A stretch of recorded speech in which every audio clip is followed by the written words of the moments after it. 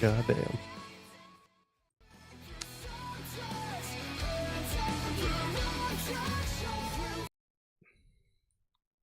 I don't know why my scene kept playing. Oh damn.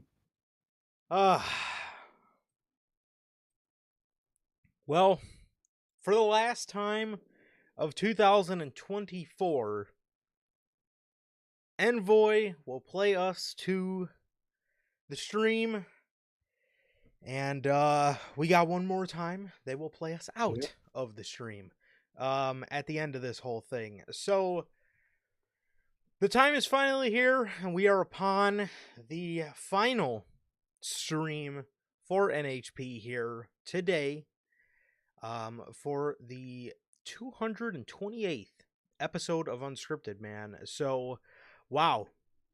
I definitely want to talk about the year here in a minute, but let's go ahead and get everything else out of the way before we start this. So, what is going on, everybody? Welcome back, and welcome to the final edition of Unscripted, the final edition of NHP for the year. This is episode 228 of Unscripted. If this is your first time watching, guys, do not know how the show works. Every Monday, we are on here live after Monday Night Raw with NHP Unscripted, as well as every Friday at 4 p.m. Central with the news, man. If you guys did miss all the shows from the weekend, the World's End review from Saturday night, as well as the episode of news from Friday, that is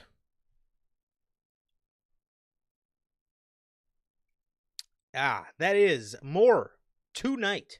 WWE Premium Live Events. Who will face Cody, man? A bunch of chatter about Cody's WrestleMania opponent, as well as, or at least a dethroner of Cody Rhodes, as well as the World's End predictions for the following night. So if you guys did miss episode 246 of the news as well as the World's End review, those are both available for you guys on all platforms. That is Anchor, Spotify, Google Podcasts, Apple Podcasts. And if you want to see it first, join us right here live every single Monday after Monday Night Raw, Friday at 4 p.m. Central for the news and the pay-per-views for both WWE and AEW directly after the show goes off the air. You guys can now those are the times you guys can find us, man, as well as if you guys have not got a chance to get your hands on some of the official NHP merchandise, you guys can now find this live on the merch shop. That is bonfire.com. Link is at the top of the description of this very video, man, where you can get this beautiful, beautiful piece of merchandise that you see on your very screen to commemorate the rebrand of NHP earlier this year, going on 5 months, with the beautiful, beautiful, beautiful next chapter design, man. So that is available for you guys on bonfire.com. The link is at the top of the description of this very video, man. Also, if you guys have not got a chance to get to know us here at NHP, I am Johnny, one half of the host of this very show. And as for the other half, we got my man, Sir K here. How the hell are you, bro? Doing good, man. Doing good. Just been chilling out, man. Been chilling out. Been pretty normal. Was pretty normal weekend. Well, pretty normal start of the week, I could say today.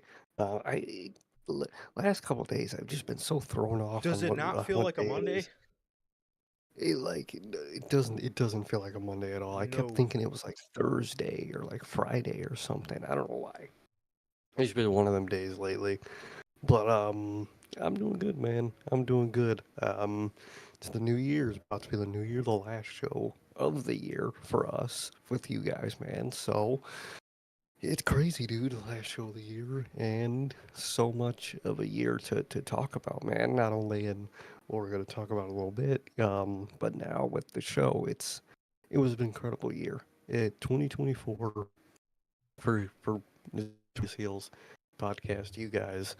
Incredible year. Truly an incredible year. So much change, so much redesigning, so much just growing genuinely from social media to on YouTube itself, obviously. It's been phenomenal, dude. It's been phenomenal, and 2025 is going to be even grander, even greater, and I can't wait.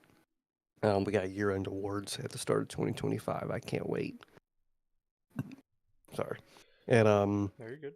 it's just, I'm excited, dude. I'm real excited, and I'm just real happy for what we had in 2024, and I'm happy that it's going to be even better than what it was this year. And this year was a real good year, and it's just going to keep going, man. And 2025, a whole lot's going to change. Well, not in terms of what you guys see, in terms of the normal vibe and schedule, obviously, but things are going to change with me, and I just can't wait, man. I can't wait for 2025. I think it's going to be a good year, and I think it's going to be a great year for us here, man. I can't wait. But like Durante always asks, how's life? How's the family? Life's good. Family's good. How's everybody doing in the live chat? How's everyone doing in the replay? And what about you, bro? How are you at the end of this year? Wow. Wow. Well, I appreciate your Well, words, man. Way to get a brother fired up. And I'm excited. I'm excited, man. I'm excited. 2024 was a fantastic year over here at NHP. See, I was at a point in my life this year where so much personally was going so bad to the point where I looked at this, I almost looked at it as if things were going bad personally. This here, what we do on the weekly, is hmm something that I have control of. And hmm I was not going to allow it to be a regular old year like to go along with the shitty year that was happening in my personal life. So to do what we've done this year and to be able to call out a lot of things that were wrong with what we do and fix them, I think as a creator is something that you need as a creator. I think it's something that's important to have, because if you don't have that, if you can't take criticism, if you can't adapt, if you can't change, if you can't improve, if you can't constantly improve, well, then you end up like AEW, and we weren't going to end up like AEW. No, So no. so it was very important to me that if we have control over something, and if all else goes wrong in this world, which Lord knows for you and me both, a lot went wrong in this world in Wow. 2024. Even Um at the fucking end of the year. yes, a lot of stuff, bro. A lot of stuff. A lot of things aren't what you seem. A lot of people aren't who you seem them to be. So it's been a year.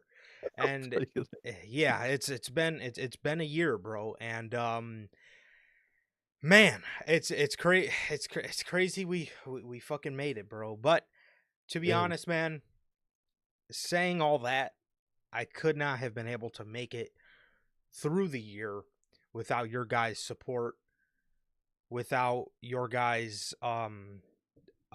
interest in what we do. So it really I said it on Friday's episode of News, man, but it's truly been very rewarding to me, just to see just the growth of the podcast, and it's very rewarding, and it's very rewarding, man, and it's just something I'll never forget out of this year. If anything, if I took any positive out of this year, it was what we did here. So yeah, thank you guys truly for an amazing year here in 2024, and um we are going to keep it up in Hmm. 2025. We're going to obviously keep up that promise, and we are going to continue to do our thing, and we're going to continue to absolutely kill it, and just keep killing it, bro. So I'm excited. I'm excited. I've never been more excited going into a next year for the podcast than this year. I'm so excited to see what we can do in a calendar year in 2025 with the level of content we've been putting out. It's been super. I've been super proud of it. It's been super rewarding, and thank you guys so much for an amazing year, and a year that has a lot of fucking cloudy days, man. You Hmm. guys managed to bring it together, and you guys managed to just make it a super memorable and super rewarding year for us. We're obviously nothing, without you guys. I say that all the time. We're still sitting here not even checking chat because we knew nobody was in it if it wasn't for you guys. So um 2025 is going to be a good one. 2025 is going to be a good one. 2024 was a great one. The rebrand of the podcast this year, all a new fresh coat of paint this year, basically for damn near everything. Um, and I'm so excited to see what the next year brings, and I'm excited, bro. So thank you guys so much for an amazing 2024 here at NHP, and I'm so excited to see what we all do together on this journey together in 2025, man. So I'm so excited. I'm so excited, man. And again, I'm just genuinely pumped, bro. I'm genuinely pumped. And as Durante always asks, I'm good. Family's good. What about you, Durante? Logan, Bell, even though we all know she's sleeping. And my guys are part of the Replay Mafia, JT, JB. How are you guys doing? And thank you guys always for being along on this ride with us, bro, as we enter the final show of the next year. And my man Gotti, how are you doing, brother? Thank you for being here, How you man. doing? Gotti says you guys met me this year. Must have been an amazing year. It has been. It has been an amazing Yeah. year, man. You've been absolutely hilarious in chat on more than one occasion. So we always thank you for bringing your energy, bro, and just always love hearing your opinion. Always love hearing all your guys' opinion. Even the even those bootlickers in our comment sections on social media. I love those guys too, man. It's very nice to hear them get upset about our wrestling opinions, but you know, Oh yeah. I'll never respond to fucking TikTok comments, but I'll occasionally read them, and they just They make my day because they're on another world, dude. They are. They're out My of this favorite world. my favorite one is they just give anybody podcast equipment. No, motherfucker. I bought my podcast equipment because This shit is cheap, homie. yeah, boy, it is not fucking cheap. So I always love that one. So shout out to that guy. I seen that comment today. So shout out to him, whoever that was. But Truly. um but regardless, no man, truly, we always love hearing your guys' opinions and yeah, truly, bro, thank you guys for everything, man, and thank you to everybody who's new. Thank you to everybody who's new this year, bro. Thank you to everybody who clicked on our video and fucked with what we did for the first time. And, I really appreciate you guys, man. I know not a lot of you guys, I know not a lot of you guys are necessarily in chat or in chat every day or interacting with us on social media, but I know there's a lot of new viewers. We see you guys. We appreciate you guys, and thank you guys so much for just fucking with what we do, fucking with our message, and just really rocking with us and what we do, man. So it's been a rewarding year. I truly I can't say it enough, and I'm sorry if I sound like a broken record, but you guys know me. How you guys know me. I always wear my heart on my sleeve, and I genuinely just can't thank you guys enough for just truly just it's been such a rewarding year, man, and I'm just so thankful. I really am. Truly. So yeah, that is basically everything. So one last thing before we start getting onto these predictions and whatnot, man. You see it above my head. The Notorious Heels 2024 preview show. Hey, if you look at that, if you look at your clock, bro, you'll see it's December 30th, man. We are inching closer and closer to the date because the preview show is in 2 short days, and Yeah. it is on January 1st. 3 p.m. Central, we will be holding the preview show for the Notorious Heels 2024 year-end awards, man. What is the preview show exactly? As you can see below that, we will be revealing the nominees to each category. And the open voting begins. For the show, man. So, what are the categories, you may ask? Well, here they are on your very screen. The categories, we brought these to you guys on Friday, I believe. Damn, that feels like forever ago. Yeah, it was Friday. These are the categories for the 2024 Notorious Heels Year-End Awards, man. Men's and Women's Superstar Tag Team, Faction, Show, Moment, Future Star of 2025, basically a prediction award, switching it up a little bit this year.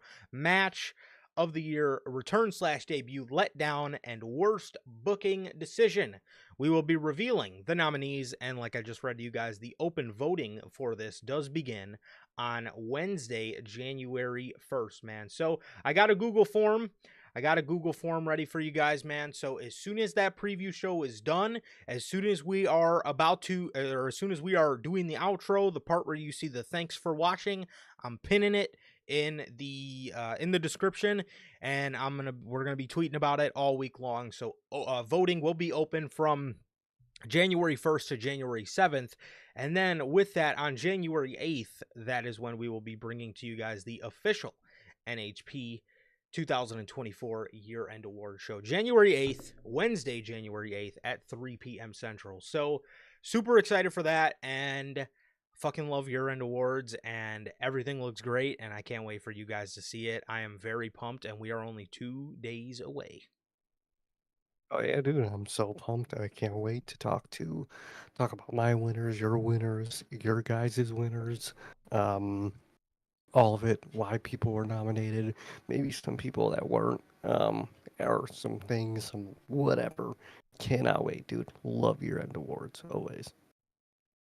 Yes. Always, bro. Always. So, well, yes. So, with all that, to round all that out, Happy New Year's Eve, guys. We love you guys. thank you guys so much for just being with us for this year, man. We love you guys very much. Have fun, and for the love of God, please be safe. So, Please.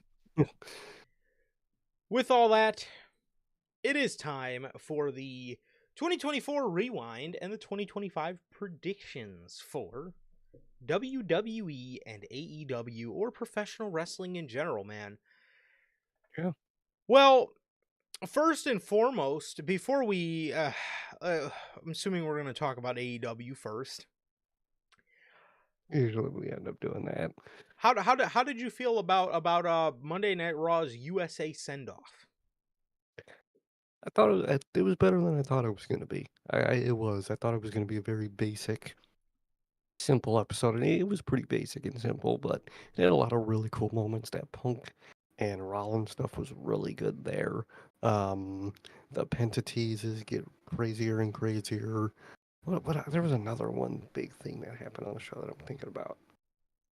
God damn it. Lyra.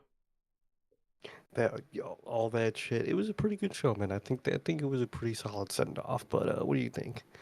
I thought it was good, man. I thought it was good. The Judgment Day, I don't know what the fuck. I don't even know. Don't really want to get into that too heavy, bro. But God, good lord, they got rid of the other side, which, you know how WWE is. They're cheap, and maybe they would have kept the other side if the Judgment Day was still good, but I could see them not wanting to pay for a song when the group is very mid in its current state. But I thought Rollins and Punk was very good. Punk bringing up the podcast, not the Notorious Heels podcast. He should have, but he was bringing up the Art of Wrestling podcast with Cole Cabana. There was that, and then there was Punk throwing in the line of, I wanted to stay, I just didn't like the guy in charge, or it was good stuff, very good stuff, and I'm excited to see what they got planned next year, bro. So going in with that whole storyline. But to talk about Sir K's favorite wrestling promotion, the hottest wrestling promotion today. Used to be. Oh, it still is. But the thing with AEW is there's a lot of online chatter. Okay. And it's negativity. And it's hard for me to watch the show. It's hard for me to watch the fucking show because of fucking assholes online. Negativity. There's a lot of negative bullshit, Tony. Dude, that guy had to have been paid by them to say that. I call myself a fucking journalist, Tony. I love your fucking company. I'm a journalist, but I took the check to ask you this question. I fucking love New Japan Pro Wrestling, Tony. Oh, God. There's a lot of fucking online chatter. It's hard. It's hard to be a fan. Hard to be a fan. I don't think I've ever, AEW's done a lot of goofy shit at media scrums, bro, in terms of the people they invite. I don't know I've seen something that absolutely just horrendous at a media scrum. I mean, and we've watched some of the worst WWE and AEW media scrums. I don't think I've ever seen anything that fucking bad. I mean, that's up there with the fucking one dude asking Io Sky if she wanted to face Taylor Swift for the for the women's championship at Wrestle. I mean, that was bad. These dude, why are you even doing media scrums if you're literally just having, or probably to some extent, your employees come out there and ask, what do you think about all the negativity, man, about AEW, man? It's not right. Like, bro, you just can't call criticism just negativity and just say it's bad and move on. Like, bro, what? That's what Vince did. Yeah, I'm gonna have Logan. I mean, not Logan, and an unpaid, unbiased journalist call into the show and have him cry to us and tell us how, our comment sections have been really getting to him, and it makes it hard for him to watch and be a fan because he loves he, he loves this so much, and it just hurts his soul to see us go down like that. Yeah, I mean, what do you even what is to be said at this point? At this fucking point in the game, I mean, you went from the company who used to gloat about loving constructive criticism to not referring to criticism as criticism. You don't refer to criticism as anything else but negativity. It's just negativity. Negativity. It's just they're being negative. I mean, being negative about AEW. They want us to die. They want WWE to monopolize the business again. I mean, what? Like, no, that's not what we want. I want change. I want good television. That's what we got. That's what we're not getting. It makes it hard to I LOL'd so hard at that, bro. It makes it hard to watch. What? Yeah, it is hard to fucking watch, and it makes me fucking cry too. But it's not it's not because of the online chatter. It's because the fucking show sucks. So bad on the weekly, dude. It's so fucking bad. I don't know. I don't know. And what was Tony Khan? I mean, what was that? I mean, this dude's sitting there. He's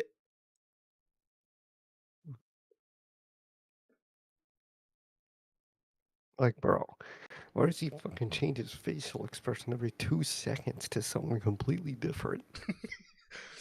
I mean, he's like a cartoon character. I mean, what the hell was that, bro? I mean, 1 second he's fucking smiling, the next segment he looks like a therapist, and the next second he looks like he's about to fucking cry. I mean, what the hell? What was that? I mean, good lord, dude. Good lord. I don't know, bro. But regardless, okay, so first of so we're gonna go over some dislikes in the company. We're obviously gonna start you guys off with AEW, and we're gonna go over likes and dislikes of the company. We're gonna go over likes and dislikes of WWE. We're gonna make our way back to AEW and give predictions for, or should we just do them all at once? I'd say do everything for each because we Okay. do all the AEW stuff. Yeah. All right. That's better. Okay, scratch that. We're going to do likes, dislikes. We're going to talk about likes and dislikes for each company, what we liked from the company, what we didn't like from the company. Once we're done talking about all the likes and dislikes, we're going to talk about some predictions that we got for the company, things we think are going to be done, things we think are not going to be done, going in, God, excuse me again, going into the next year. So, AEW this year, man.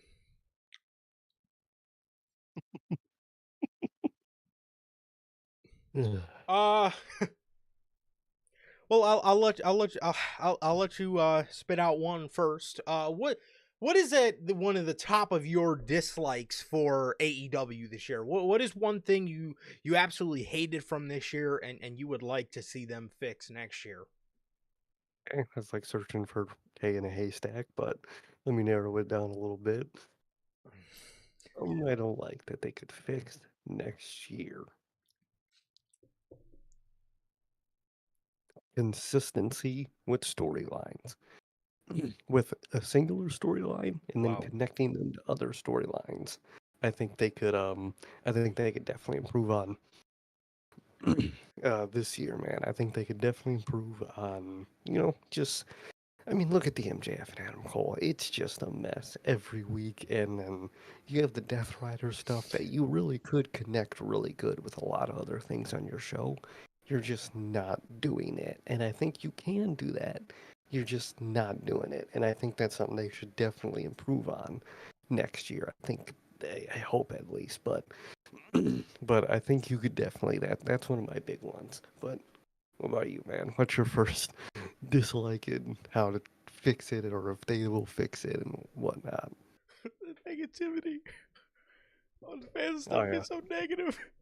This part's very negative. Funny enough, the very first bullet point I have on this is in the beginning of the year, I thought there were stories, and I think Yeah. they tried. And now, not to say all of them were good, because a lot of them sucked. I thought in the beginning to middle of the year, they attempted at stories. And again, a lot of them were horrible, which was to the show's detriment a lot of times. Towards the end of the year, I honestly felt Tony Khan got very lazy, and I felt Mhm. he started going back to his dream match, dream match, dream match, which he was doing all year. But I feel in the beginning of the year more so, and towards the middle of it, after All In, I don't know what happened. I mean, being that that was probably one of their greatest pay-per-views they did of all time, not better than All Out 2021, but it was one of the best AEW pay-per-views they did of all time. Considering we went from that show, moving out of it, I do not know what I seriously don't fucking know what happened. It almost reminded me of like Vince after WrestleMania, because remember how summers in WWE were like the absolute drizzling shits in years past?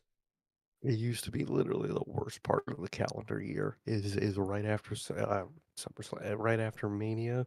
Nothing would be on television. Which now, I guess for them The at least, opposite that would kind be of moved over to December-ish, to which is still now. not even bad television. But anyways, No. I don't know what the fuck happened going out of that show. I really don't. And I thought, again, in the beginning, I thought we seen attempts. We seen the attempt at, O'Reilly and Strong. We seen the attempt at, Swerve and Joe, which was great. That was one that ended up being good. We seen an attempt with the whole Undisputed Kingdom, which everybody knew was going to be a flop from the begin with. And if you didn't, then just look at AEW. Just run back the tape, and you will know. Okay. There's a story with there was a little story there with Mercedes and Willow. But in there also was a lot of fluff. I remember during the beginning of the year seeing, first of all, one of the very first things I remember from the beginning of the year was that awful Homecoming Dynamite show that they gave. Oh Um, yeah. that was, yeah, I can't forget that. But there was, there was attempts at stories in the beginning of the year, with the Elite, and we seen that whole thing come into fruition towards the middle of the year. We obviously seen the reemergence of the Adam Page, the deranged cowboy character, which I loved at first. And we're gonna get to him in a minute. Um Really. but yeah, to round it all out, man, I thought they did an okay job in the beginning of the year with stories. Well, let me reword that. I thought they tried in the beginning of the year to put forth, and a lot of them did suck, but you can see that they sort of tried. And two, one thing that helped their case in there was, what was I remember the month of March coming out of Revolution was an amazing month of television, as Yeah. was July. July was fucking, I was astonished by how good July was, because it seemed like overnight the company changed. And well, once we got out of July, then things the volcano settled, and we went back to normal every Wednesday life, but of shit. But And it just got worse. oh, good lord. And now, don't even get me started. But um I think that's one thing that did help them during the early to middle of this year, was they did have 2 months out of 12-month calendar. They had 2 months of good television. But towards the end, I think they got incredibly lazy, and that was one of my that was my first gripe with AEW, man. But anything to say on that, or if you're ready to move on to your next dislike from the company, you can go ahead. Funny enough, one of my likes was gonna be, I thought this year that they did attempt more storylines than they usually do. That was gonna be one of my likes. Now, like you said, they didn't, usually, hit the home run with a lot of those storylines. But they did attempt a lot more in general with a lot of different types of people. And that was actually really nice to see them, at least, like you said, attempt stories. Now, they didn't go too well, given both of our points to where they don't really connect a lot of the times, or it's just weird or dumb or whatever. But they have tried more stories lately, so that was nice. That was funny enough going to be one of my fucking likes about the AEW this year, which is that they attempted to do something but kind of failed. So that ain't showing you what kind of year they had. Boy, I don't know. But another dislike from AEW this year will be their, how do I word this? Their response to criticism, Okay. their taking of criticism. It's just, I mean, look what we were just making the joke of. They literally turn the word criticism into negativity, and they just don't take it. And it's more or less Tony Khan. I feel like, if EVPs were still running it and whatnot, they would actually take, criticism and, accommodate it and, look at it, review it, whatever. But with Tony Khan, dude, that man is just fucking just looks forward and just does what he does, and that's all he's gonna do, and he's gonna claim its negativity. And I think that's a really bad spot for AEW in terms of just reactions to things. Oh, this this this Wednesday was bad. Oh, you're just being negative. Oh man, they really killed Adam Cole's character. Oh, you're just being a negative and a hater because he didn't go to WWE. Same thing people will say with Jay White and whatnot. And it's just, can I not like something? Can it? It's okay to not like something. I want to like I want to like everyone. I want to like everything in this company, but I just don't. And yeah, I'm not a bad guy for doing it, and they try to make anyone who gives them criticism out to be some bad guy, when I don't think we're bad guys. Even though every Monday we're more than likely shitting on most of Dynamite, but that's because we like the company. You have a great roster with a fucking massive great roster actually, with great men and women, great tag teams that you're not doing anything with. You're attempting at times, but you're just not doing anything with. And any time we go to try to tell you that, we're just brushed off as people that hate your existence and want you to die and shit. It's very frustrating. As a fan, that turns me away from something, is when their fan base is that annoying and toxic, and when they feed purposely into that. That's a good way to drive a lot of people out. Did you just see what Cody said recently? I was actually, as soon as you were done, I was gonna piggyback off what he said because he was talking about how AEW, not, he didn't necessarily say AEW. Cody's a good dude, They but, used to work for. yeah, he said, he didn't want to bury the place where he came from, but they lived in a bubble, and he tried to get them out of the bubble and say, look, let's do crossovers because it's going to get more eyes on the product. And I was actually going to mention, do you remember back when AEW was very good, how we would see Snoop Dogg and we would see like Mike Tyson on the show, and we would see all these like celebrities coming over and like just like doing like just being involved and like endorsing the brand? We don't see that anymore. So it almost seems as if the company went back into a bubble. The only type of crossover we see is Swerve. They let Swerve and his friends, and don't even say West Side Gun, because West Side Gun is a hardcore wrestling fan. That man's at every show. He is amongst Macaulay Culkin of one of the most goated celebrity wrestling fans. I mean, bro is literally at every show. So, Exactly. you see Swerve bringing people in that he's friends with, but other than that, there's no sort of, they don't get out of their bubble a little bit. No, they don't, and it's very evident. And like you were just talking with Cody, because I wasn't sure if you saw that, but Yeah. I know I did, and I was like, dude, there's probably another big reason why he left. Tony Khan wants to stay in this bubble. Just he has his. I always joke about it. He has his 1,200 people that fucking watch the show every week and tweet at him, and that's it. And that's all he's gonna ever have if they keep acting this way, man. And Cody's right, dude.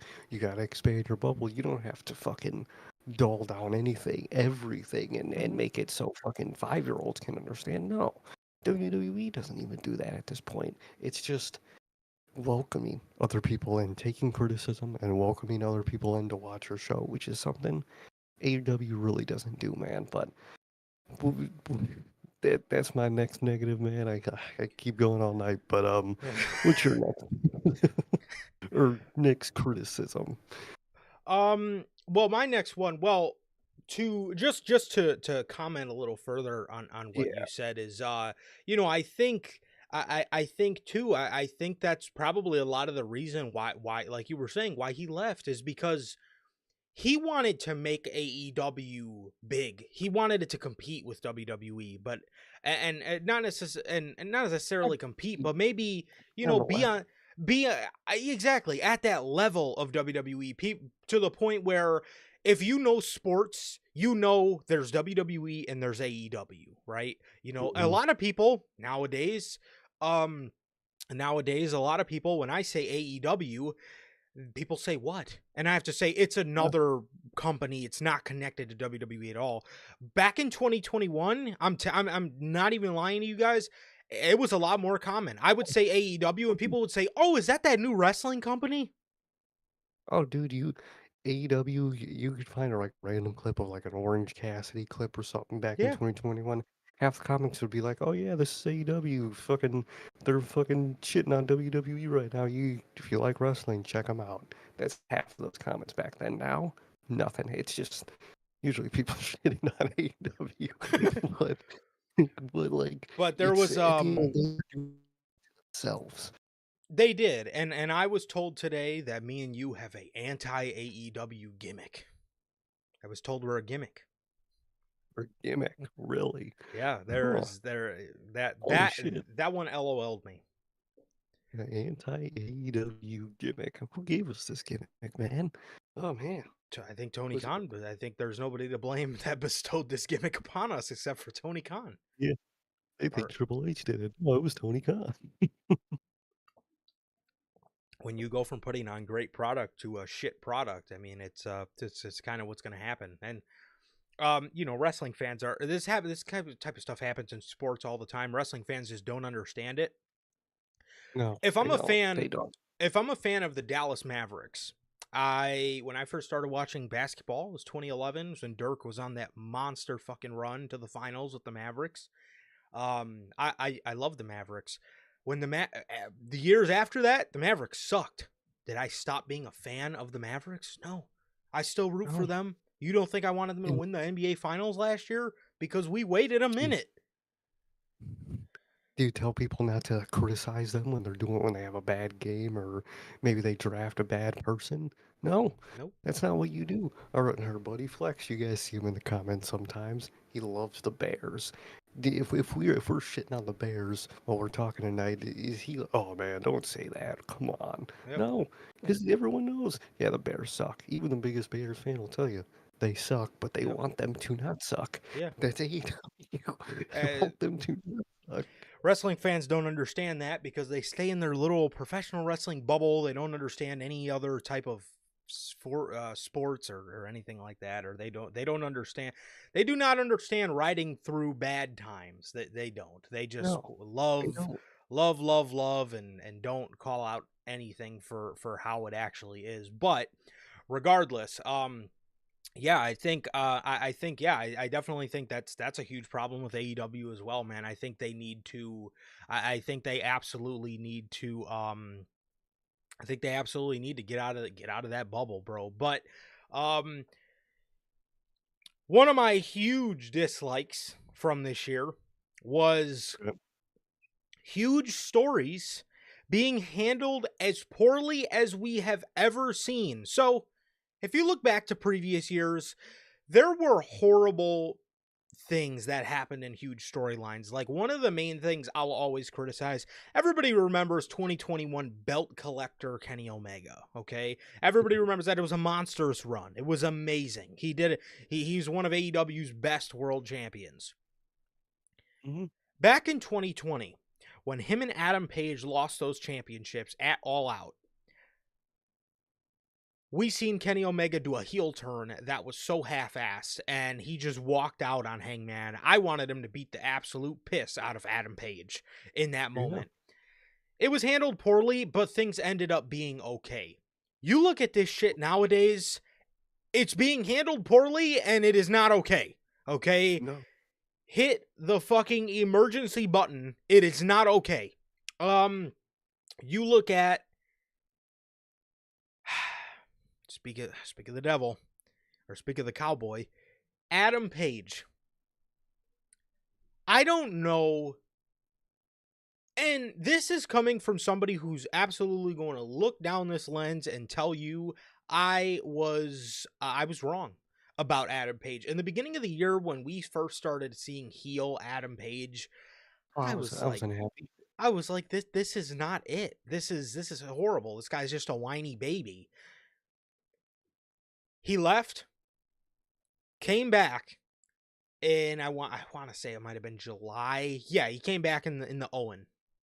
When he came back, that whole deranged cowboy character was changed. It was just more. He was more evil. He was more deranged. He was less of a whiner and more of a doer. Okay, he was a killer. Yeah. He went on. He lost the Owen, which was a bit of a sting, but okay, I get you wanted Bryan to have that moment. It should have been Page, but okay, I get you wanted Bryan to have that moment. Either way, he had a lot to do with the All-In main event. He's the reason Swerve lost the championship. To go from that to that lights out match, this dude, that shot of him walking out of that fucking cage with his hair all frizzy and dry and just looking deranged like a psychopath, to come out of that moment and do what you fucking did with him is absolutely just, I can't even describe to you how mind-boggling that is. That I understand Bryan wanted Moxley to end that, but in hindsight is 2020, because I gave it a chance at first, for as anti-AEW as we are, as they say, I wanted to give Jon Moxley a run, or I wanted to give him a shot. I wanted to give his run a shot because the Death Riders were fucking awesome at first, and it seemed like they were on some different shit. Looking in hindsight, Adam fucking Page should have been 1000% the dude to do it, because Adam Page is just more interesting than the fucking Death Riders turned out to be. And Way more interesting. Adam Page in himself isn't all that much more interesting in what he's doing now, but the way the Death Riders panned out to be, and how just bad all these main events since Jon Moxley have won the championship on pay-per-view have been absolutely fucking horrible. They've been horrible main events. Half the time where I'm asking, why isn't this the main event instead? You should not have to be asking that. I was asking for Swerve and Bobby at Full Gear, and I was asking for Ospreay and Okada at World's End. So that just goes to show there. But I thought Adam Page got absolutely fucking robbed this year. Mariah May. What the fuck? Which, this one didn't come as a shock to me, because you could go back to one of our unscripted thumbnails, and the title of it is AEW going to capitalize on Mariah May's momentum following the heel turn on Toni Storm? And this has been done before. We are no strangers to this. We are absolutely no strangers to this. He did this with Adam Page. He did this with Adam Page back in 2021, where you do this big build, you have him win the championship, and then he goes on to do nothing. It didn't come as surprising, but still, here's a huge bright star in your women's division, and you do not build her. The next person I have bullet pointed under this is MJF and Adam Cole. With their names, I want to throw Wardlow's name in there, because you buried him in the beginning of the year before the Undisputed Kingdom even took off. You buried him again to Samoa Joe. MJF and Adam Cole proceeded. I mean, nothing too much needs to be said on this. I mean, you guys hear us every week. This was absolutely, I say it all the time, out of out of top storylines in AEW, I don't think I've seen a top major storyline handled worse than the Better Than You Baby story. And what a fucking joke this was. And the last name is Darby Allin. Darby Allin should not have been brought back until after his climb to Mount Everest. Oh, 100%, man. They've brought him back to fight the Death Riders, and he has done nothing but get his fucking ass handed to him by the Death Riders and made himself look like anything but a legit threat to the Death Riders. Oh, literally. Not even just Fox too. Just like Claudio Yeah. or just Pocket Times just gets dismantled by a singular one of them. It's crazy work, dude. And look at what they just did at World's End. Yeah. You put Adam Page, Jay White, and Orange Cassidy, and you had all them lose in a weak ass main event for the return of Adam Copeland. I mean, do we not see? I mean,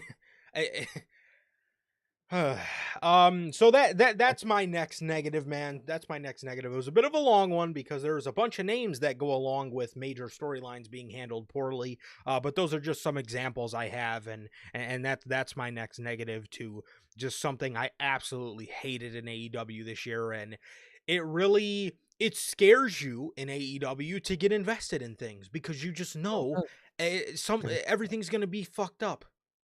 Like, love the Hurt Business. Always our Hurt Syndicate. Always terrified. Always got in the back of my mind. Just damn. How are they going to be in 4 months? How are they going to be in 5, 6 months? What are they going to be doing? That shit always scares me with AEW, dude. That shit always scares me. Yeah, me too.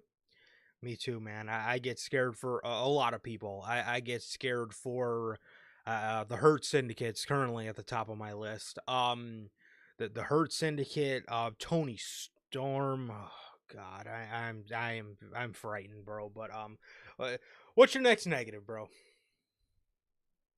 One of my next negatives with AEW is production, general production, Oh, and the big production they really got to give fuck because they got their visuals. I'd say overall on point, or this year are on point. I think they did good visually, and next year they're already starting off to look like they're gonna do good visually next year. But man, sound, audio, commentary, horrid, man.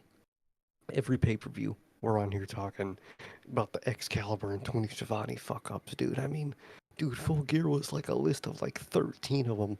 That entire review in like the 2 weeks after, we were just joking about fucking Switchblade, fucking, guy back. back. Was it the, the Blockshot Lariat? It was just, it Rated was R, just FTR. literally 2 nights ago. And that's the thing, dude. It's horrible commentary. That commentary in itself needs a change. Um, Excalibur just isn't fucking good in that role. I'm sorry. He says the same annoying things over and over and over again. He has a very just unenthusiastic voice about things where he cares as much as I do, I feel, watching the fucking show. And then you have Tony Schiavone who tries to care, but he just comes off as just he's just a guy that's not built for commentary. No. You got an interviewer as a commentator It's and like almost Kevin looks at Patrick. Kevin Patrick. Look at Coachman. Coachman was a great interviewer. Mm-hmm. Commentary, dog shit. Renee. And Renee, phenomenal interviewer, one of the best. Yeah. Horrible commentator. Interviewers aren't inherent commentators, and I think Tony Schiavone is another biggest example. It just doesn't work, dude. We have Nigel who's trying his ass off to where he's just moaning in your ear the whole fucking pay-per-view too. You got fucking Taz is gone. He's who God knows how long he'll be out from that knee surgery or whatever. So he was the only solace in the better half of the year for AEW commentary, but now it's just emptiness. It's just it's either just you're bored out of your mind or you're listening to these people and you're like, wait, what the fuck did they just say? And not even just their general fuck ups or making goofy fuck ups. It's the way they talk about storylines. They're on here talking about Team AEW is, Jay White, Hangman, and Orange Cassidy, but they're not Team AEW. They're Team Selfish, and they're and they talk about how they want to do this for them. They want to win the title for them, all that. But commentary is saying another thing. They do that every time. They story TV says one thing, commentary says the other, and it's just a constant loop with this commentary where it's just really bad. And they have some shows which would be a lot better shows if they had a lot better commentary, and a lot of people would come off way better if they had better commentary. You get a guy like Morrow in there, for example. You give Ricochet some hope. He might come up with some cool lines to say when Ricochet comes out. I might be like, damn, you know what? This Baldy is kind of growing on me. You got and just like it makes the good even better, dude. Like you look back to JR's commentary. One of the best commentary calls in 2021 and All Out, dude, is a Brian Danielson fucking debut. The way JR called that shit was fire. That shit, fire. That's the kind of shit I need. And JR's kind of his own thing. He's older. He's just old. He has his moments, even still, but he's just older, man. But you need a whole new just sound everything. How many dynamites this year had sound fuck ups at the start of the show? Was it this year that had that one dynamite that like half the show had that audio issue? Yeah, it was like a fucking 3D echo. It was like watching Dynamite in 8D audio. Yeah, like that's how it sounds when you're in the arena. That's how it sounds to the TV audience for like half of an episode of Dynamite. It was genuinely one of the worst things I've ever seen. And they just didn't do nothing about it. That happens all the time. Is just audio problems. They're playing a graphic for this, and you can still hear commentary in the back and shit. It's just they really got to up that production of just sound and especially commentary. Man, commentary is horrible, man. But what do you think about that negative? And man, after you get done with that, what's your next negative? Production's a good one. Production is a very, very good one. Yes, I would love to see them improve on sound, and I would absolutely love to see them improve on sound and um like you were mentioning, they have a lot of problems with like their microphones, and like microphones not work. Look at what just happened with Adam Copeland. He picks up a mic and goes to cut a scathing promo on John Moxley. The fucking mic doesn't work, and he's got a ima- imagine Roman Reigns coming out after Imagine Roman Reigns coming out after WrestleMania 33, right? He beats The Undertaker. He walks out there. The crowd's booing him for 7 or 8 minutes. He lifts the mic up to his mouth to give that amazing line, this is my yard now, and the fucking mic doesn't work. And he's got to walk over to the corner to fucking Stu from production, grab the mic, pick it up again, and now the fans would probably be ripping into him even worse than they already were, and he's got to deliver it again. That's got to stop. That's got to Mm. stop. The amateur production has to stop. And being that the dude that runs it is what's supposed to be Kevin Dunn's replacement is scary, which it's not scary though, because that shit They're wouldn't not fly getting in WWE. So why the fuck are you doing it here? And that's the thing, even about commentary, I don't think they would be as bad if they didn't have Tony Khan in their ear, probably yapping about who knows what. And I think that's another big problem with the production if it's all just handled by Tony Khan. I think it's to a point where a lot of these people give up because they know Tony Khan's just going to end up fucking doing the job himself horribly, and it is what it is. I think that's another big problem. Yeah, and you were mentioning commentary, man. Taz. This year, the amount of times Taz just seemed irritated with the Hmm. commentary team. I mean, we can recall multiple unscripteds where this man Taz would ask the other commentators a question and you would just hear nothing. And then Taz would just say something like, okay. Like, what? The commentary, the commentary needs to go. I don't know where Excalibur can go, but I'm sure there's plenty of promotions that would love to have him. He is not a mainstream commentator. He sounds horrible. He looks like a goof in that damn mask. And his taglines are just some of the worst and most annoying taglines. Like, if you think of things Michael Cole says, you know, obviously he has Michael Cole-isms, and it's not really Michael Cole-isms, it's just his odd way of pronouncing words. But, like, those Michael Cole staples, they're not really annoying. Like, when, like, you know, when Orton does the DDT, you know, he'll usually give a vintage Orton. That's not something you're like, oh, vintage Orton.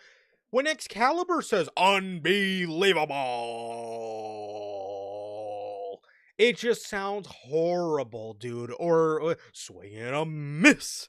I mean, what? We're gonna miss Malachi back. Or, I mean, he just says so much where you're just like, dude, you said that like 15 fucking times tonight. Like, Ricochet, T. Harris, kick out too. Where he just I mean, he fucking sounds like somebody's giving him the fucking Heimlich while he's trying to do commentary. Like, what the hell are you doing, bro? But it's just gotta go. Tony Schiavone is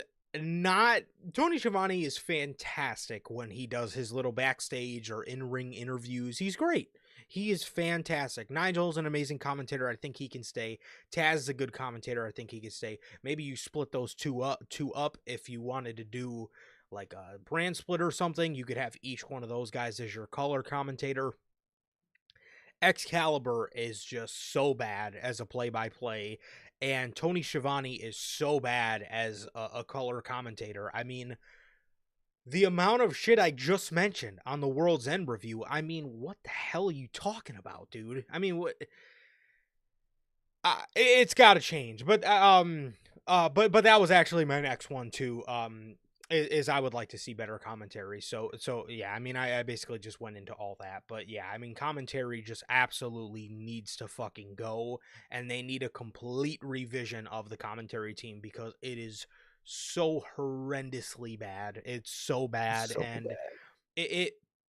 It makes a already bad show even fucking worse. Just kills it. It just puts that nail in the fucking coffin. And to go back to the year of 2020, or I think 2021 even, is when we stopped reviewing NXT. The reason we hung on to a dead NXT product for so long in the year of 2021, at least for me, bro, I don't know about you, but it was because Mauro Ranallo was just still getting people over, and he was still calling that action to a point where it just made a not that NXT at that point was bad, but it was dying. It was definitely dying. Yeah. Black and Gold was dying, and it turned into a mid-show. Mauro Ranallo was still getting guys over as if we were still in the fucking Black and Gold heyday. So that was one thing that made me hold on to NXT for a while. And then when Mauro left, I was done. I was done. It was cooked, bro. But Mauro, and I mean, God, thinking about what he could do in today's age, for a Jacob Fatu or a Dragunov or a Gunther, I mean, it would just be absolutely insane, or even a Jey Uso. But anyways, moving over to AEW, I think they need to get guys that just, and I'm not saying they have to get Mauro. I mean, I would love for Mauro for somebody to pick the guy up, but they need new commentators. I mean, enough is enough, and this is how Excalibur's ass is not on the chopping block. I don't know, because his commentary work has not been good. Not good at all, man. Not good at all. Yeah, and I mean, we talk about production too. 9 times out of 10, you open Dynamite with a shot of the commentary team, and the first fucking thing you see is Sockhead sitting there in the booth, talking about some stupid shit. And then 9 times out of 10, you start the show with a match, and he gives you his same formulaic 5 lines that absolutely, just make you roll your eyes to the back of your head, because this guy just sounds like he's fucking creaming himself every time he says, "Hey, Harris." I mean, what? Like, bro, just horrible commentary, man. Yes. So what was your next negative? Next negative, man. That's a long list. Next negative for AEW, we did sound, we did story, we did criticism. I'm gonna do a negative, and this negative is actually gonna be a shared negative by WWE when we get to that, man. But handling of tag teams. Now, AEW, I'll word it differently. I'll talk about more of their revolving door problem that they have, but tag teams are definitely in there. I think in a way, it's a bigger problem in the other company in terms of just tag teams themselves, but the revolving door problem that AEW has where they like to use someone and then they don't. And then they pick someone up, they like to use someone, they don't use them. And then they'll find that same person they used a while ago again, use them again, and then not use them again. It's very much a cycle with AEW. I mean, to give an example, they broke up. I was going to say Kyle Fletcher and Mark Davis, and Mark Davis came back. He came back from injury to involve himself in the story. We saw him. He faced Kyle. Let's call him Kyle Fletcher again. He faced Kyle. He faced Kyle Fletcher. Then he was scuffling with Will Ospreay and whatnot, and then poof, haven't seen him again, dude. Daniel Garcia re-signed with the company, won the TNT title, poof, haven't seen him again. Private Party finally rose up, won the tag team titles, poof, barely seen him again. It's just a big problem with Tony Khan where he forgets about people, about whole champions on the show, let alone just guys on the roster. It wasn't until a few months ago where I was reminded that Action Andretti existed. He got signed off because he was an enhancement guy that got over and got signed day one, and they never used him again. It's just such a problem with AEW and Tony Khan of getting people and just accumulating all these people that you don't use. You never use the half of these people, and it's just I think it's very frustrating, man. It's a bad there should always be a good revolving door, and Tony Khan has a really bad revolving door where he just doesn't use people for months on end, weeks on end, and then when they come back, they act like they haven't been gone.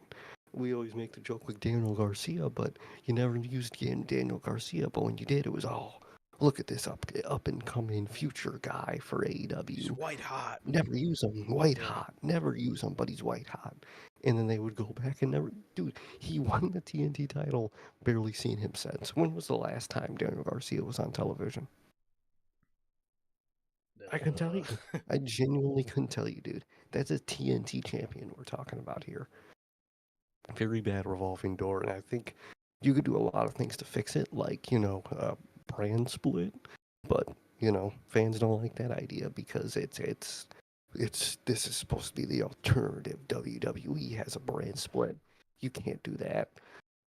These people took the word alternative and took it too far, man. But that's one of my biggest problems lately for AEW, man. And it's been a problem its whole existence. It really has. But just the using, signing and then forgetting about people is very common, and it's always very tragic when it happens because you'll look back and think, oh yeah, where is that person? Oh yeah, what happened to them? And it's just very unfortunate. But that's another one of my negatives for AEW, man. What do you think about it? And what's your next one? So to piggyback off what you said, I'm going to condense two of my next two because they go hand in hand with what you say. Striking when the iron is hot on people. A lot of people you just mentioned. I want to add a couple different names to that, but striking when the iron is hot, I think for a lot of talent is a huge thing that I did not like in AEW this year, or lack of striking on the iron while it's hot. The second one, is the importance of these shows slash brand split. So to talk on the first one, again, just to piggyback off what you said, Daniel Garcia, Top Flight, Private Party was another one. Takeshita, guy wins the international championship, and they just put him in a bunch of random matches. And coincidentally, this is probably the most frequently we've seen him on AEW television too, which is quite sad, Mhm. being that this dude would be an absolute monster and be a focal point anywhere else. You have guys like Aussie Open. They pissed that away. And I'm not a fan of him in particular, but even a guy like Kyle Fletcher, you can already start to see the importance for him going away as a future star in the company. Sammy Guevara is nowhere to be found. Jungle Boy had an absolutely horrible reign, even though he was considered as a pillar just a couple of years ago. One of the huge names I wanted to mention that I noticed you didn't, and it's probably because you forgot they were employed, and I'm probably about to blow your mind. The Outrunners. I How the did. fuck did you not strike on that earlier this year? I remember these dudes popped up on Dynamite back in the summer, or not even over in the summer. I think it was in the fall. Over as fuck. Oh, And wait a all they did was keep them on Collision and have them shake hands with FTR every week. What? Um that was just that I'll I will never see how the hell AEW calls themselves the alternative but failed to build new talent, being that they call themselves the alternative, and that was one of the things WWE was horrible at when AEW was Mhm. the alternative. Was WWE was in that Vince era was horrible at building new stars. They just went with we used to always make the cookie jar analogy. Vince is Yeah. going to go back to the same chocolate chip cookies that are sitting in the cookie jar, 7 days a week. Now, Tony Khan, it does That's not sad. he does not try new flavors he just does not try new flavors, bro. He just goes with what he knows, and he goes with what he wants, which 9 times out of 10 what he wants is not what people want to see. And that goes to another huge problem that Tony Khan has showed for years in calling audibles. I don't care if you don't have the Outrunners in your plans. If you fucking see that these guys are getting over, call an audible. And let's do what's right for these guys that are over right now. And they didn't do that. And they didn't strike with the iron for a lot of people. A lot of people, bro. Look at Willow Nightingale. Earlier in the year, people were like, yo, she's next up in this women's division, bro. Which is why I'm scared for the return of Julia Hart. And I'm also, Oh, I mean, Jamie Hayter wasn't next up. Jamie Hayter is a fucking star that's just being fumbled. But look at Willow Nightingale. Look at Chris Statlander. Chris Statlander during mhm. that heel run. Okay. All right. I could see, like, all right, that they're probably about to do some good stuff with Chris. They turn her back babyface and just put her in matches with Mercedes that have no story. Either that or they do not go hand in hand with the original story she was telling anyway. Willow Nightingale, earlier this year when she won the TBS title, did the feud with Mercedes, and then went on to tell a decent enough story with Chris Statlander. Everybody was like, yo, I'm digging Willow. She's cool. I like her. She's next up. Next, all she proved to be next up for is the next name on the Tony Khan casualty list. Mhm. As for shows, the importance of shows, this is something that's been a thing every year. Rampage and Collision, now Rampage is canceled. Rampage and Collision absolutely have no importance, and this is one of their fan base's number one go-tos when people talk about stories not meaning anything. One of their go-tos is, well, I guess you didn't see with their segment on Rampage. No, No. nobody did. There was only about 200,000 people that did. That was all that's seen the progression of whatever story on Rampage. Um, and I think one thing that could fix that and be huge for AEW is a brand split. And again, I know a lot of fans are against that because it's a WWE thing, but I mean, so rather than bringing importance to the show, let's just keep the show in the state it is now because we don't want to do a WWE thing. So stupid. Okay, so let's just keep the show dying because Mhm. you watching on your laptop every fucking Saturday night love the show and what it brings, which is nothing of intrigue. Let's add a brand split. Let's add intrigue to the show because you put some big enough names on that show. Oh, look at that. People are going to now watch Saturday Collision because this guy or that team or that female is on the show. I think that could help them huge. And that was one thing. Those were two things that I also did not like about AEW, man. But one more before we move over to likes, bro. What was it? Your a final dislike for you for AEW? You were kind of just talking about them, so I'll kind of give my own opinion on that one. And it's the AEW fans and their interactions with other fans and their opinions and their existence, really, man. The AEW fan base is just it kind of relates to what we were talking about back when we were talking about that bubble stuff, but boy, do they love their bubble and they hate you if you don't like their bubble or if you try to change or criticize their bubble. And it's so frustrating, man. You can't fucking tweet out a question of, oh, who's that? Without, you don't know, fucking random CMML guy, fucking number 5. You don't know he won the title 10 years ago and held it fucking with 3 defenses since. It's it's the most like fucking just annoying nerdy shit, dude. It's like you're wearing a band shirt and a guy comes up to you, asks you to name 5 songs. It's like, dude, I have a life. I'm not doing all that. And that's really the AEW fan base, and they're just so toxic and so what's the word like I can't come up with the word right, but they're so they'll come up to you and just be a dick in a way, if there's a way to say that, man. It's so frustrating. You can't enjoy something in WWE without you hating AEW. Yeah, You can't criticize something in AEW. Their fan base is just really fucking bad, dude. And a bad fan base, at least for me, will drive me away, dude, because I don't want to be involved in that. First of all, I don't want to look like I'm a part of that ever. And then you just don't want to interact with those type of people. I don't want to tweet about an AEW show. I don't want to tweet about Wednesday nights when I'm watching on TV because I'm just gonna get some dork. Just oh you just love LA Knight, then you asshole. It's just the saddest, most annoying thing. It's the fan base, and they just feed in to what AEW just produces, and you have to love it.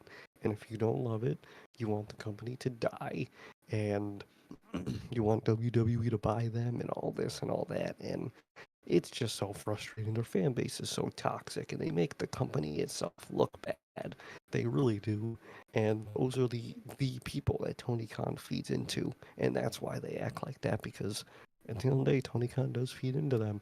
They give their opinion. He'll listen to theirs if it's praising some. Oh, we love Ricochet. Let's get more Ricochet. Get more Ricochet.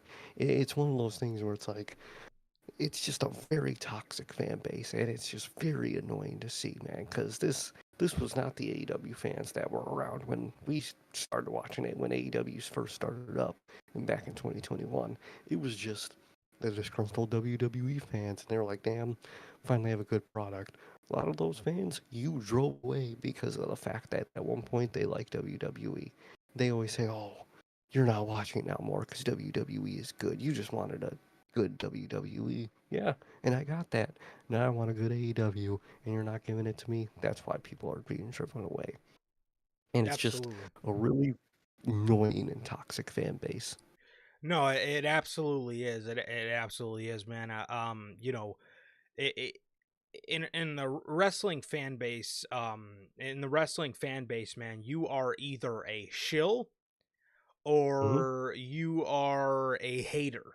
That Yep. is, there's no in between. That they have almost no recollection of the possibility of liking both companies. You know, either you're a WWE shill or you're an AEW shill, either that or you're all you do is hate and you have an anti WWE or an anti AEW gimmick or whatever things they have to say, because they can't comprehend people just wanting the best for both companies and just professional wrestling in general. And to your point, they say, you never wanted AEW to succeed. You just wanted a better WWE. Who the fuck are you to tell me I didn't want AEW to succeed? I fucking love a lot of their roster. Bryan Danielson is one of my favorite, from an in-ring standpoint, one of my favorite in-ring performers of all fucking time. I love Will Ospreay, Omega, the Bucks. I'll still say, and Yeah. this is a rough time to say this, trust me, the Bucks Yeah. are my favorite tag team of all time. Of all Yeah. time. And they can't understand that, because if you are, if I were to go out, or if I were to, get a clip and post it about my displeasure for the Young Bucks run, that, all people would be focused on is, you hate the Bucks. So you just like the Usos, or you love WWE's mediocre tag team. Like, bro, nobody said anything about that. But they can't understand the concept of, in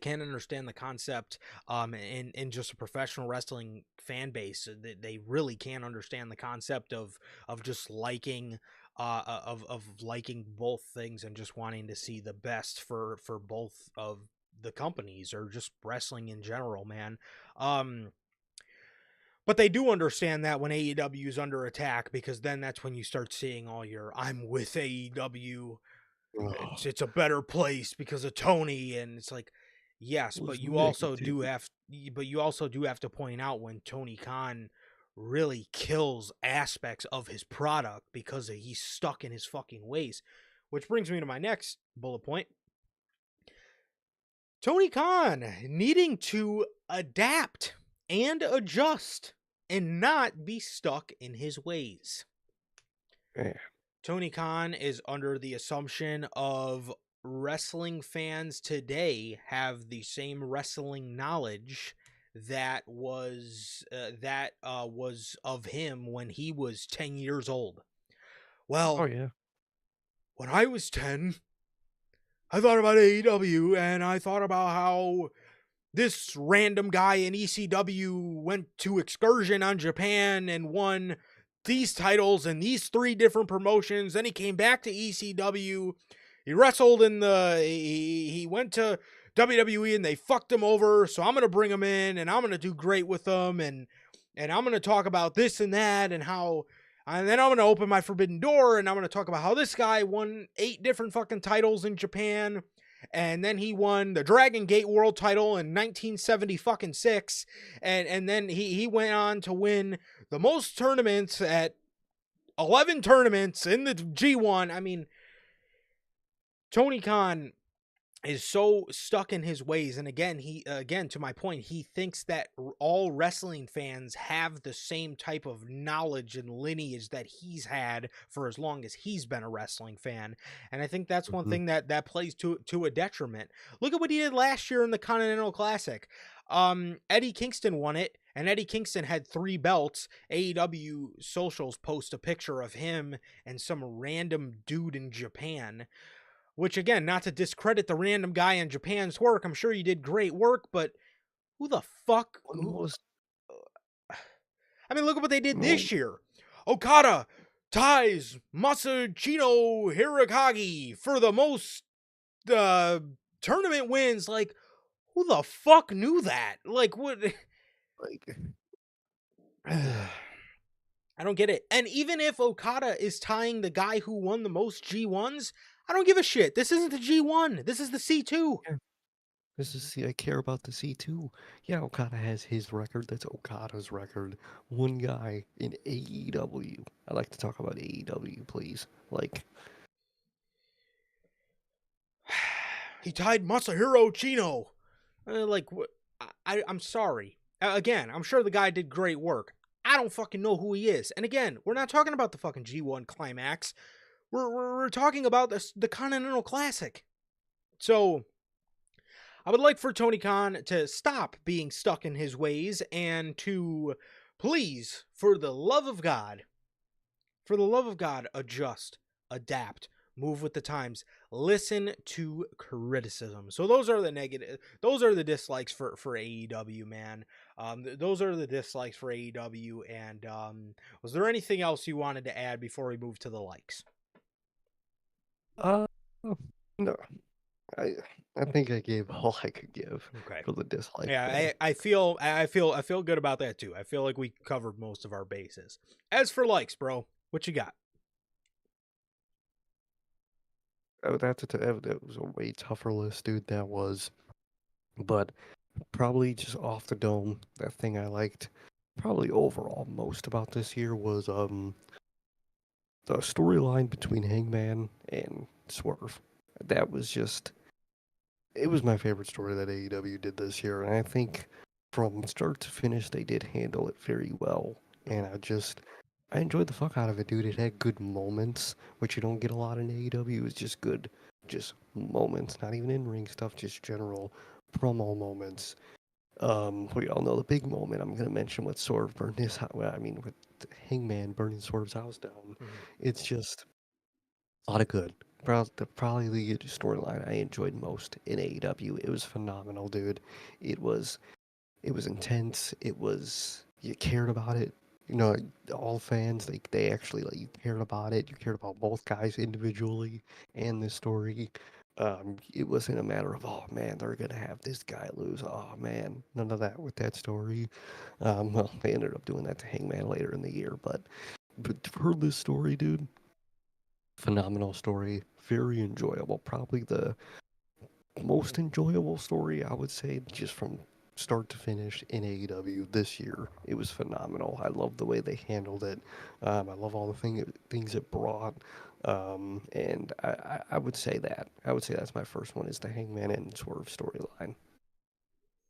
Uh, definitely. Definitely, man. I one thing for me I liked from AEW this year, I love the emphasis on moments. They did. I think said moments needed better build, like or at least a better result. Like I talked about Adam Page, I talked about Mariah May, I talked about MJF, I talked about, Darby Allin. If I can mention moments that I loved that were not followed up on, but I loved the moment. I loved moments such as Swerve winning the championship. I loved moments such as the Elite beating up Tony Khan. I thought that was a great start to the storyline. Obviously ended up going nowhere. Adam Page, I love the moment of the whole, the needle spot, or the cinder block spot, or obviously the big one, him burning Swerve's house down. It's a huge moment for Page's character. Mariah May, that heel turn was probably the best women's moment in AEW history for me. Um Yeah. the MJF return, it was awesome. It was incredible. It was an incredible thing, and they ended up butchering it. Darby Allin, when I think of a great Darby Allin moment, I could think about when Danielson got, taken out by the Death Riders. Darby Allin was sitting down with that 1,000-yard stare as Wrestle Dream went off the air, as he just watched somebody very similar to him, a guy from Washington, an underdog, a mentor to him in the business, absolutely get fucked up and get his full-time career ended. It was a great moment. None of those were followed up on. However, the moments themselves, they were great. They were great moments, man. That they were. Uh if I could think of some more. Um oh, Jeff Jarrett, when he gave Danielson that pep talk before All In about Uh, how you need to get your shit together, and you need to stop, trying to you need to stop going into this wanting to have fun. You should want to win. I love that. I loved a lot of moments they did. I just think the story around them needed to be not that the story around them needed to be better. I think the payoff, I think a lot of them long term got fucked up, but the moments themselves I thought AEW did a good job with. Definitely, man. I think they did do lot of good jobs and just a lot of moments in general, like you said this year. And one of the biggest moments that I think they did well on is my next positive for AEW this year is everything around and how they handled Sting's retirement. Now that kind of does go into Oh a yeah. lot of the years prior, you could say, but Sting's retirement, man, they didn't handle it the way I think they didn't book it the way I think they were going to book it, and I was concerned and annoyed at first, and I was proven wrong, and it ended up being really fucking phenomenal, man. Before, it happened this year, I always thought it was going to be, he faces Darby, Darby retires him, simple. Then they went out the route of, they're going to go for the tag titles together and they're going to go out together on victory. And at first, when I first heard it, I'll admit I didn't like it. I thought it was, I just didn't care for it because it's not what I thought was going to happen. But it came by and it happened and it was absolutely phenomenal, dude. And I think they handled his retirement so great. Um, Let him choose so much of what he wanted to choose in his retirement. Darby got a good part of that, being the future, in the retirement, involvement and whatnot, and just the idea of him going out by winning the tag titles with, his on-screen best friend, the guy he's mentoring, and going off on a victory. I thought was really good, dude. I thought they handled it well. They talked about it like crazy. It wasn't just it's Sting's retirement. No, Revolution was Sting's pay-per-view was his night, and you did feel it, dude. And it was fucking awesome, dude. And it was sad, but it was a good sad, and that's what a retirement is supposed to be, is a good sad, man. So Yeah. Sting's retirement, it would. I they would have been really bad if they fucking fucked that up, Brian, but they didn't at all. They did phenomenal by Sting's retirement, and that's another thing I loved that they did this year was Sting's retirement.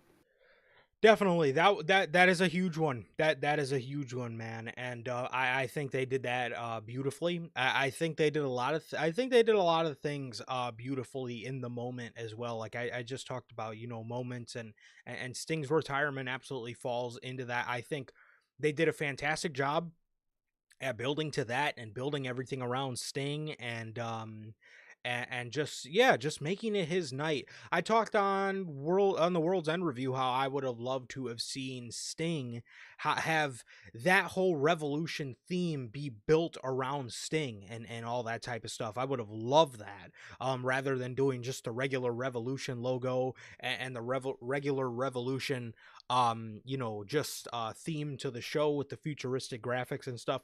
I would have loved just a whole Sting coat of paint on that. But regardless, what they did was absolutely incredible, man. Seek and Destroy is always amazing to hear. I mean, it's just such an epic fucking theme song, and um, greatest old guy run of all time, bro. Sting fucking Mhm. killed it his 3 years in AEW, and he did an incredible, man. And yeah, they did an amazing just job with his retirement. And I absolutely agree with Tony Khan in saying that was one of his favorite and one of the best things AEW's ever done. And I agree. Oh Um, yeah, definitely. One of my next likes, huge obvious, is the in-ring quality. For as much as it can be a detriment because that's all they focus on, you cannot deny ever AEW for their in-ring quality. Okay, we just talked about Sting and Darby versus the Young Bucks, Swerve, Joe, and Hangman, um, Osprey and Roderick Strong and Kyle O'Reilly, Bryan and Osprey, Takeshita and Osprey, Osprey and MJF. The list goes on, man. The list goes on, and You guys already know, man. I mean, the in-ring quality in AEW is never Swerve and Hangman, or Swerve and Bryan, Swerve and Osprey.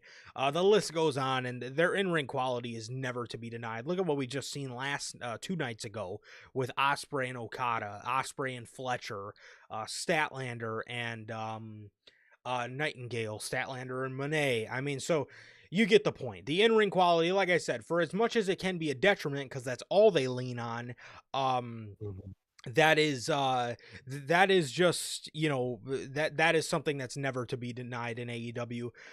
My other bullet point was the Tony Storm, Hangman, and Bryan story, but I feel like I already went over those with the emphasis on moments and whatnot, just needing better builds. So that rounds me out for likes. Got one more.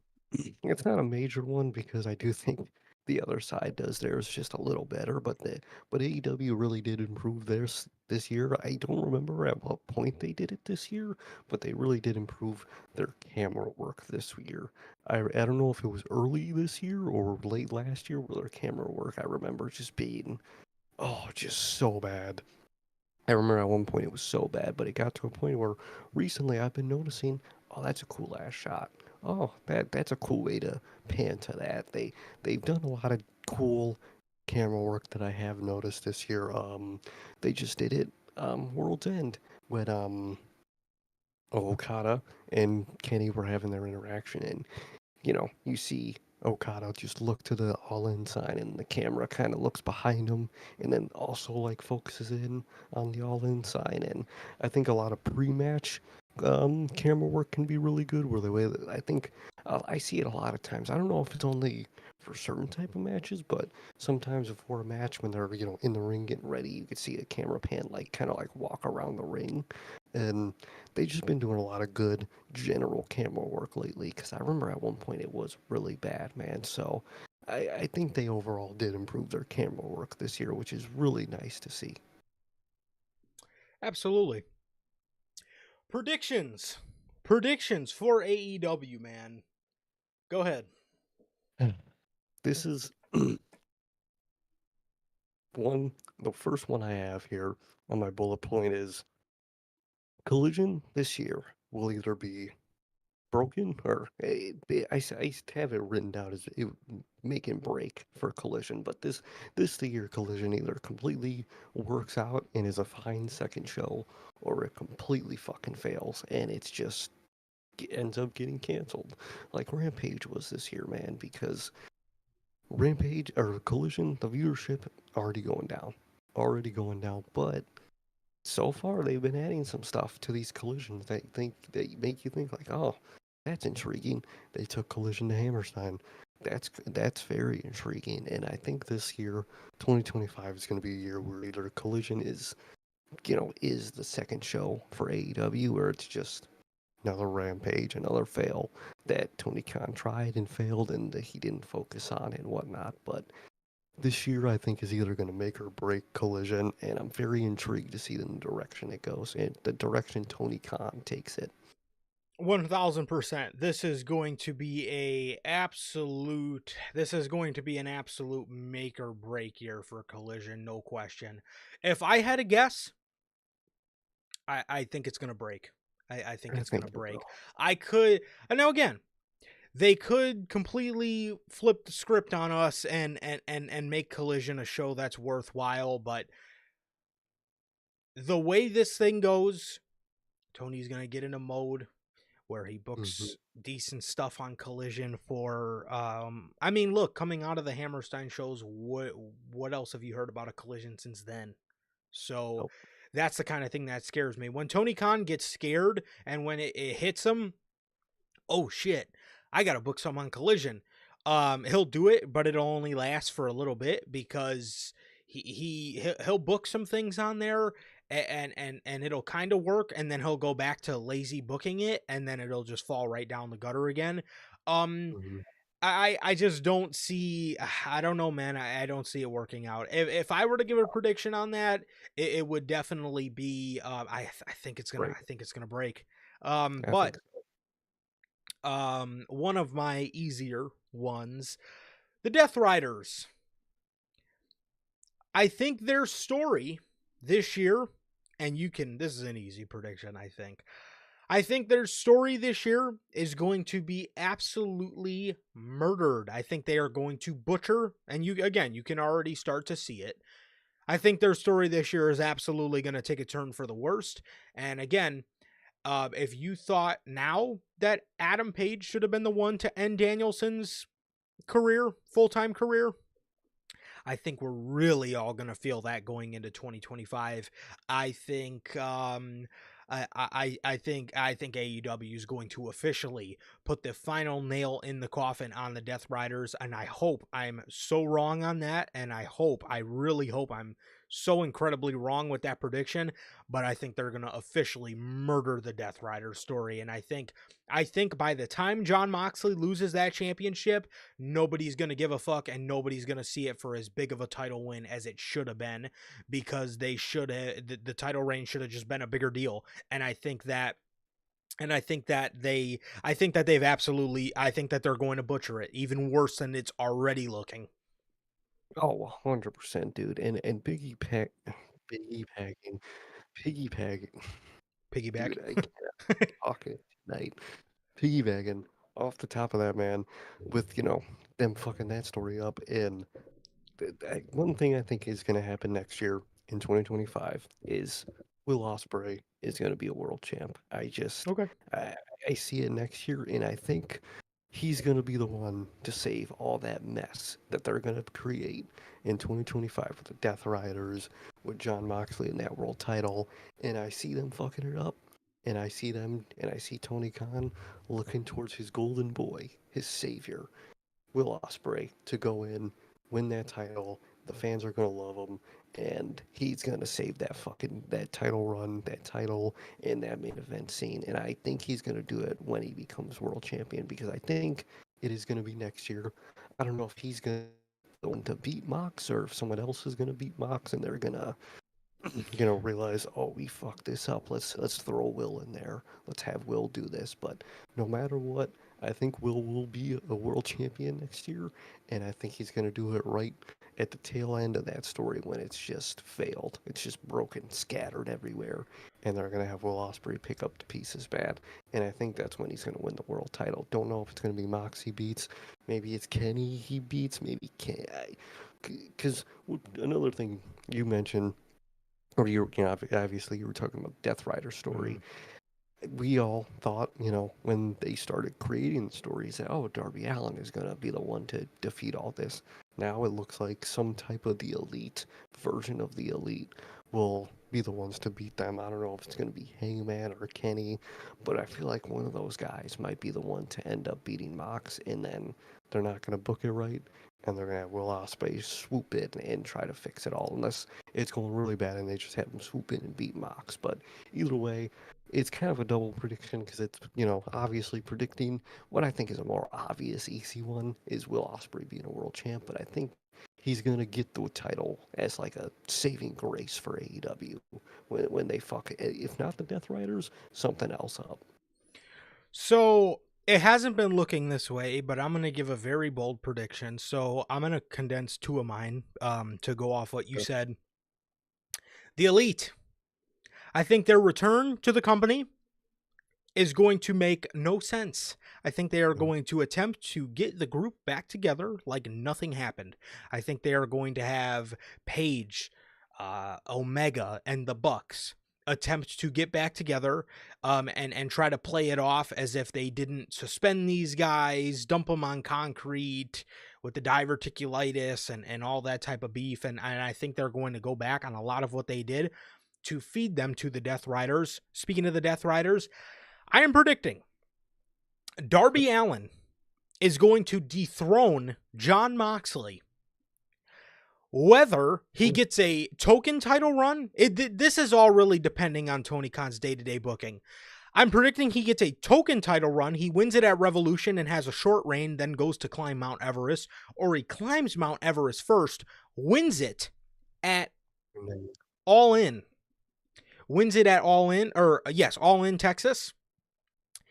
As far as Ospreay is concerned, I think Ospreay wins the AEW World Championship at Forbidden Door at the O2 Arena in London in August. And So, whether he goes up against Darby and they run that back, because I think that would be a tremendous main event for that show, for the World Championship. A lot of people say, oh, Darby needs to have a World Championship reign that's short. I don't necessarily oh, see that. He could, but I'm not one of these guys that's adamant to see it. He can't hold it for long. Why? Why it's not? the whole, it's the whole allure to a guy like Darby is that he can hold it a long time, and that'd be holy shit. This guy's still champ. Oh my god, how did he defend against blah blah blah blah? That's kind of the whole, you know, greatness to a guy like Darby. Yeah, so I mean, I'm not saying he has to hold the championship for a year. I'm not saying he has to go on a Gunther reign, but for people saying, Darby needs to only hold the title a couple weeks or a month, I think you're really selling Darby short of his talent. Darby is very fucking good. He's a lot better than people give him credit for. So, I'm predicting Darby Allin wins the championship this year. Again, whether it's at Revolution or whether it's at All In Texas. And I think Will Ospreay will go on to win the AEW championship because Tony Khan is foaming at the mouth to get Will Ospreay in every AEW pay-per-view main event there is, because he knows there is a reason Ospreay is called the Billy Goat, is because look at what he did at World's End. This dude had two of the best matches of the night in the same night. So it's only a matter of time until Ospreay gets his hands on that championship, and I think it's going to be at Forbidden Door in London. The hometown guy at the O2 Arena at Forbidden Door. And I think Forbidden Door again. I think the only chance AEW has of that being of that being a good good lord, what was I saying? I think the only chance they have of that being an intriguing main event is another AEW versus AEW main event. There's nobody from New Japan I want to see fighting for the AEW World Championship again. So yeah. Oh, nobody. But another point or another prediction I will give, more of a more of an easier one, is Tony Storm is going to win back the AEW Women's World Champion, and it's going to be great. On the Tony Storm side of things, I think the story's going to be really good, and it's just going to be a really good just win and probably reign for her. But in terms of Mariah May, I think after she loses the title, not going to be seeing a whole lot of her. I was just talking about the revolving door that Tony kind of has earlier. That you come in, you do something, and then you're just gone. You're not seen for weeks, months, whatever. You come back, they talk, chop, whatever. I think Mariah May is going to be a victim of that after she loses the AEW Women's World Title, and that's going to be very unfortunate, dude. I think I don't know who's going to eventually beat Tony Storm for the title, but I think when Mariah May loses the title, we're good. We're not going to see her for a while after that. And when she comes back, it's probably going to be a Jamie Hayter where it's just, look, she's here, she's back, and that's it. That's all, man. And I think that's going to be very unfortunate. And I hope they don't do that. But if I'm a betting man and I'm a predicting man, which I'm doing right now, I think that's exactly what's going to happen. So to go off that, my next one is more major storylines fumbled. I think I just talked about how I think the Elite will return, and it will make no sense.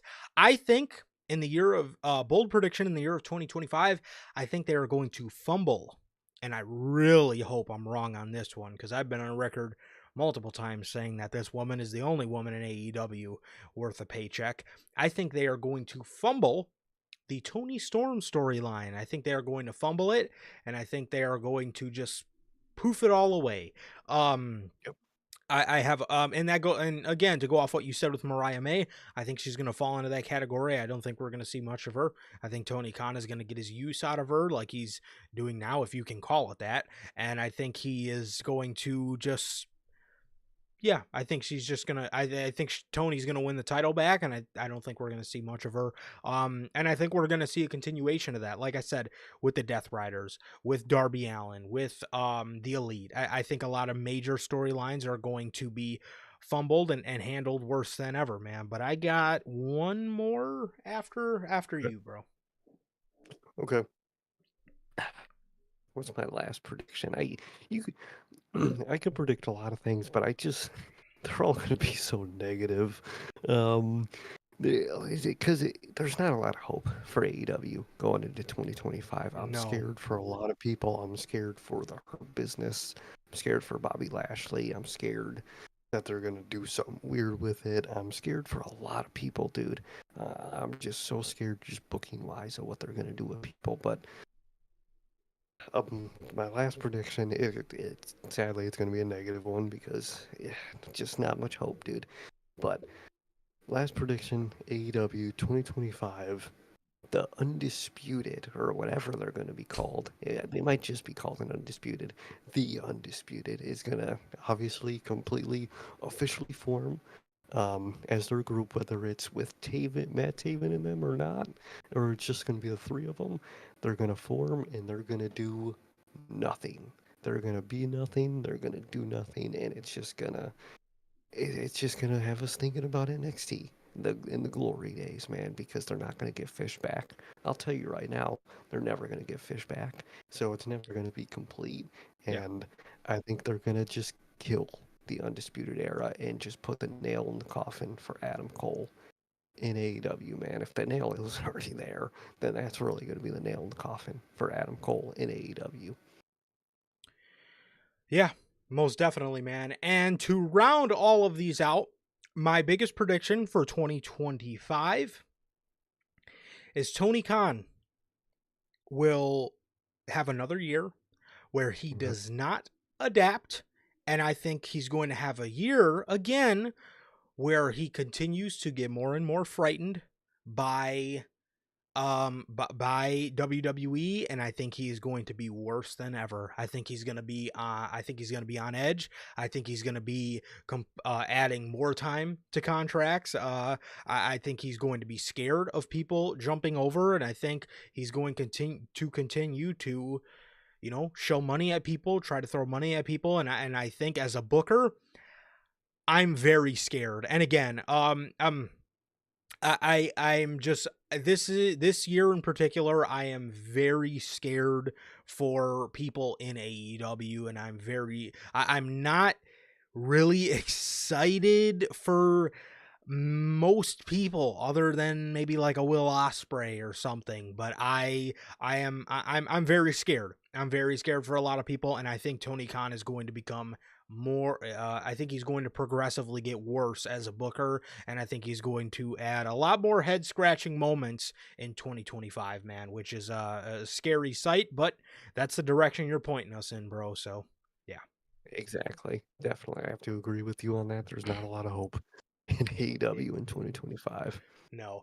Christopher, what's going on, bro? As well as Nathaniel. How the hell are you doing, man? Thank you guys for being here. He says he wants to see FTR win the trios titles. I don't blame you, bro. We are seeing the fucking Death Riders, and they are doing nothing with them. So I don't blame you for wanting to see the titles on new people. And Christopher predicts Sky Blue will win the TBS or AEW Women's Championship. I could see it, but I am just But scared for younger talent and Tony Khan pulling the trigger on them. So hopefully, but we'll see.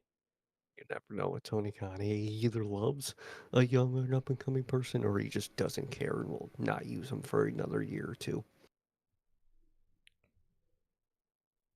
So that is everything for AEW.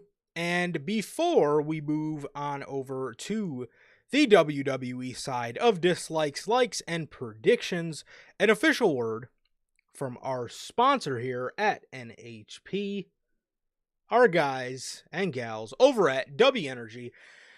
W Energy is an energy drink loaded with vitamins and nootropics, formulated for anyone who wants to improve focus without the jitters. W Energy is a clean energy formula that is sugar-free, 0-calorie, free from fillers and artificial colorings, with 150 milligrams of caffeine per serving. You guys can now get your W Energy products today with the link below and code NHP at checkout to save yourselves 10% on your W Energy purchase, man. So, hey, man, you guys just got some Christmas money? So somebody left some cash in your stocking? Well, spend it on some W, man. Great energy drink. thank you guys over at Dubby for being the official first sponsor over here at NHP. Thank you guys so much. It's been awesome working with you guys, and shout out Dubby as always. Truly, shout out to them. Couldn't come in at a perfect time, and they're gonna be giving me a wake through 2025, man. So thank you to Dubby. Yes, sir. WWE dislikes. What you got, man? Mm. First one on the list, man. The amount of titles that this company is starting to just Ooh, that's a good get one. and have, and just the amount. It's just too much. It's really, women's tag team and those women mid-card titles, dude, are just so unnecessary, man. Not only when you have such low pay-per-view cards that, you're doing and whatnot, but dude, just the importance of the women's world title is just gets diminished with a mid card title, because it gets to the point where you think about a person and you go, oh, well, they gotta be women's world champion and blah blah blah, and then you could just go, well, they don't win that, they could just win, the women's mid card titles, and you never want to say that. You could just win this person can just win that. It makes the main title of something less meaningful when there's so many alternatives to a title, and it makes titles less prestigious, and that's my main problem. They have a fine roster. I don't think they have the roster that could amount to a women's mid-card title, but they have a decent-sized one to survive and scathe. But I don't want them to have to survive and scathe. I just want good women's television, and we could get that without a mid-card title. And I think you could just have great mid-card titleless feuds that could build people towards a world title situation, man. And I think they just see, oh, people people would buzz about the women's mid-card titles. Oh, finally, they'll say, and they did it. And I think that's just the main reason they did it. And I think it's nothing but a detriment to, the main women's titles and whatnot. Even with the women's tag titles, those used to basically just be the women's mid-card titles. They would just slap two people together, have somebody win it, and now they're even more useless, dude. So it's just, the amount of things you could win is just too much. And even like just random one-off shit, the crown jewel titles. What was the thought process behind creating crown jewel titles? I don't. It didn't do nothing for anybody. They weren't prestigious, nothing like that. You have the speed title, which I get is just the internet thing, but like you'll still say, oh, he's the speed champion. That has no amount of value to it ever.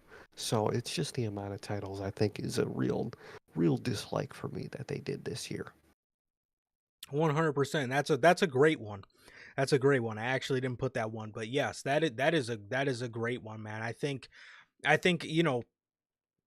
I understand your roster is ginormous, and I understand you've had more talent with probably more to jump ship than ever before, but at the end of the day, man, you do want to keep things, you do want to keep things, prestigious, and you don't want to get to a point where everybody on your show's walking around with a title, No, because exactly.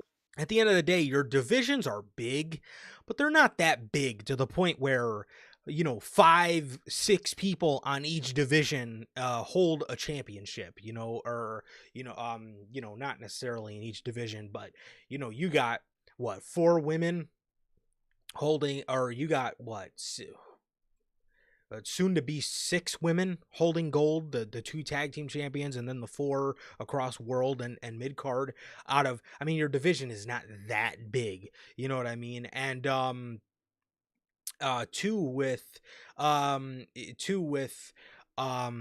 men as well, the men as well, man. I mean, you have, you have no room to be creative. I think what they have now is great. I don't understand why I don't understand the thought process behind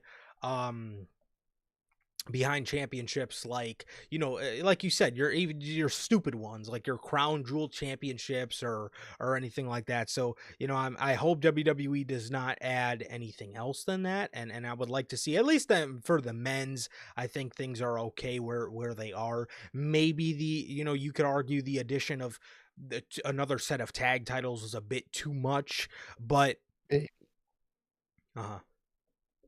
oh, go ahead. But you know, I see what they tried to do with the split brand, with the split brand tag titles, and wanting, you know, people on each brand to have something to fight for. But you know, you can argue that, but I would just say that is a very good one, and that is one thing that is a bit concerning, is the announcement of more championships that are a bit unnecessary. 100%, man. One of my dislikes was the emphasis, speaking of the devil, the emphasis on the tag team divisions. Man. So many people, you know, so many people for years wanted to see the women do more. And now that the women have done more, it's almost like a be careful what you wish for situation, because now we're in a situation where the tag teams have gotten a lesser piece of the pie, which they didn't have much to begin at all, but now they've gotten even less of the pie. And it's something very frustrating to see, because I think for me, most of the frustration comes from Triple H booking the show. And you can't tell me that man does not know how to book a tag team division, because I've seen it. I've lived through it with my own two eyes. And I've seen the tag division go to heights that are just nuts. Okay? Undisputed War Raiders. I mean, you've seen Fucking, it. Sanity, AOP, DIY, The Revival, American Alpha, Enzo just and name Cass. Oh my one, two, god. Yes.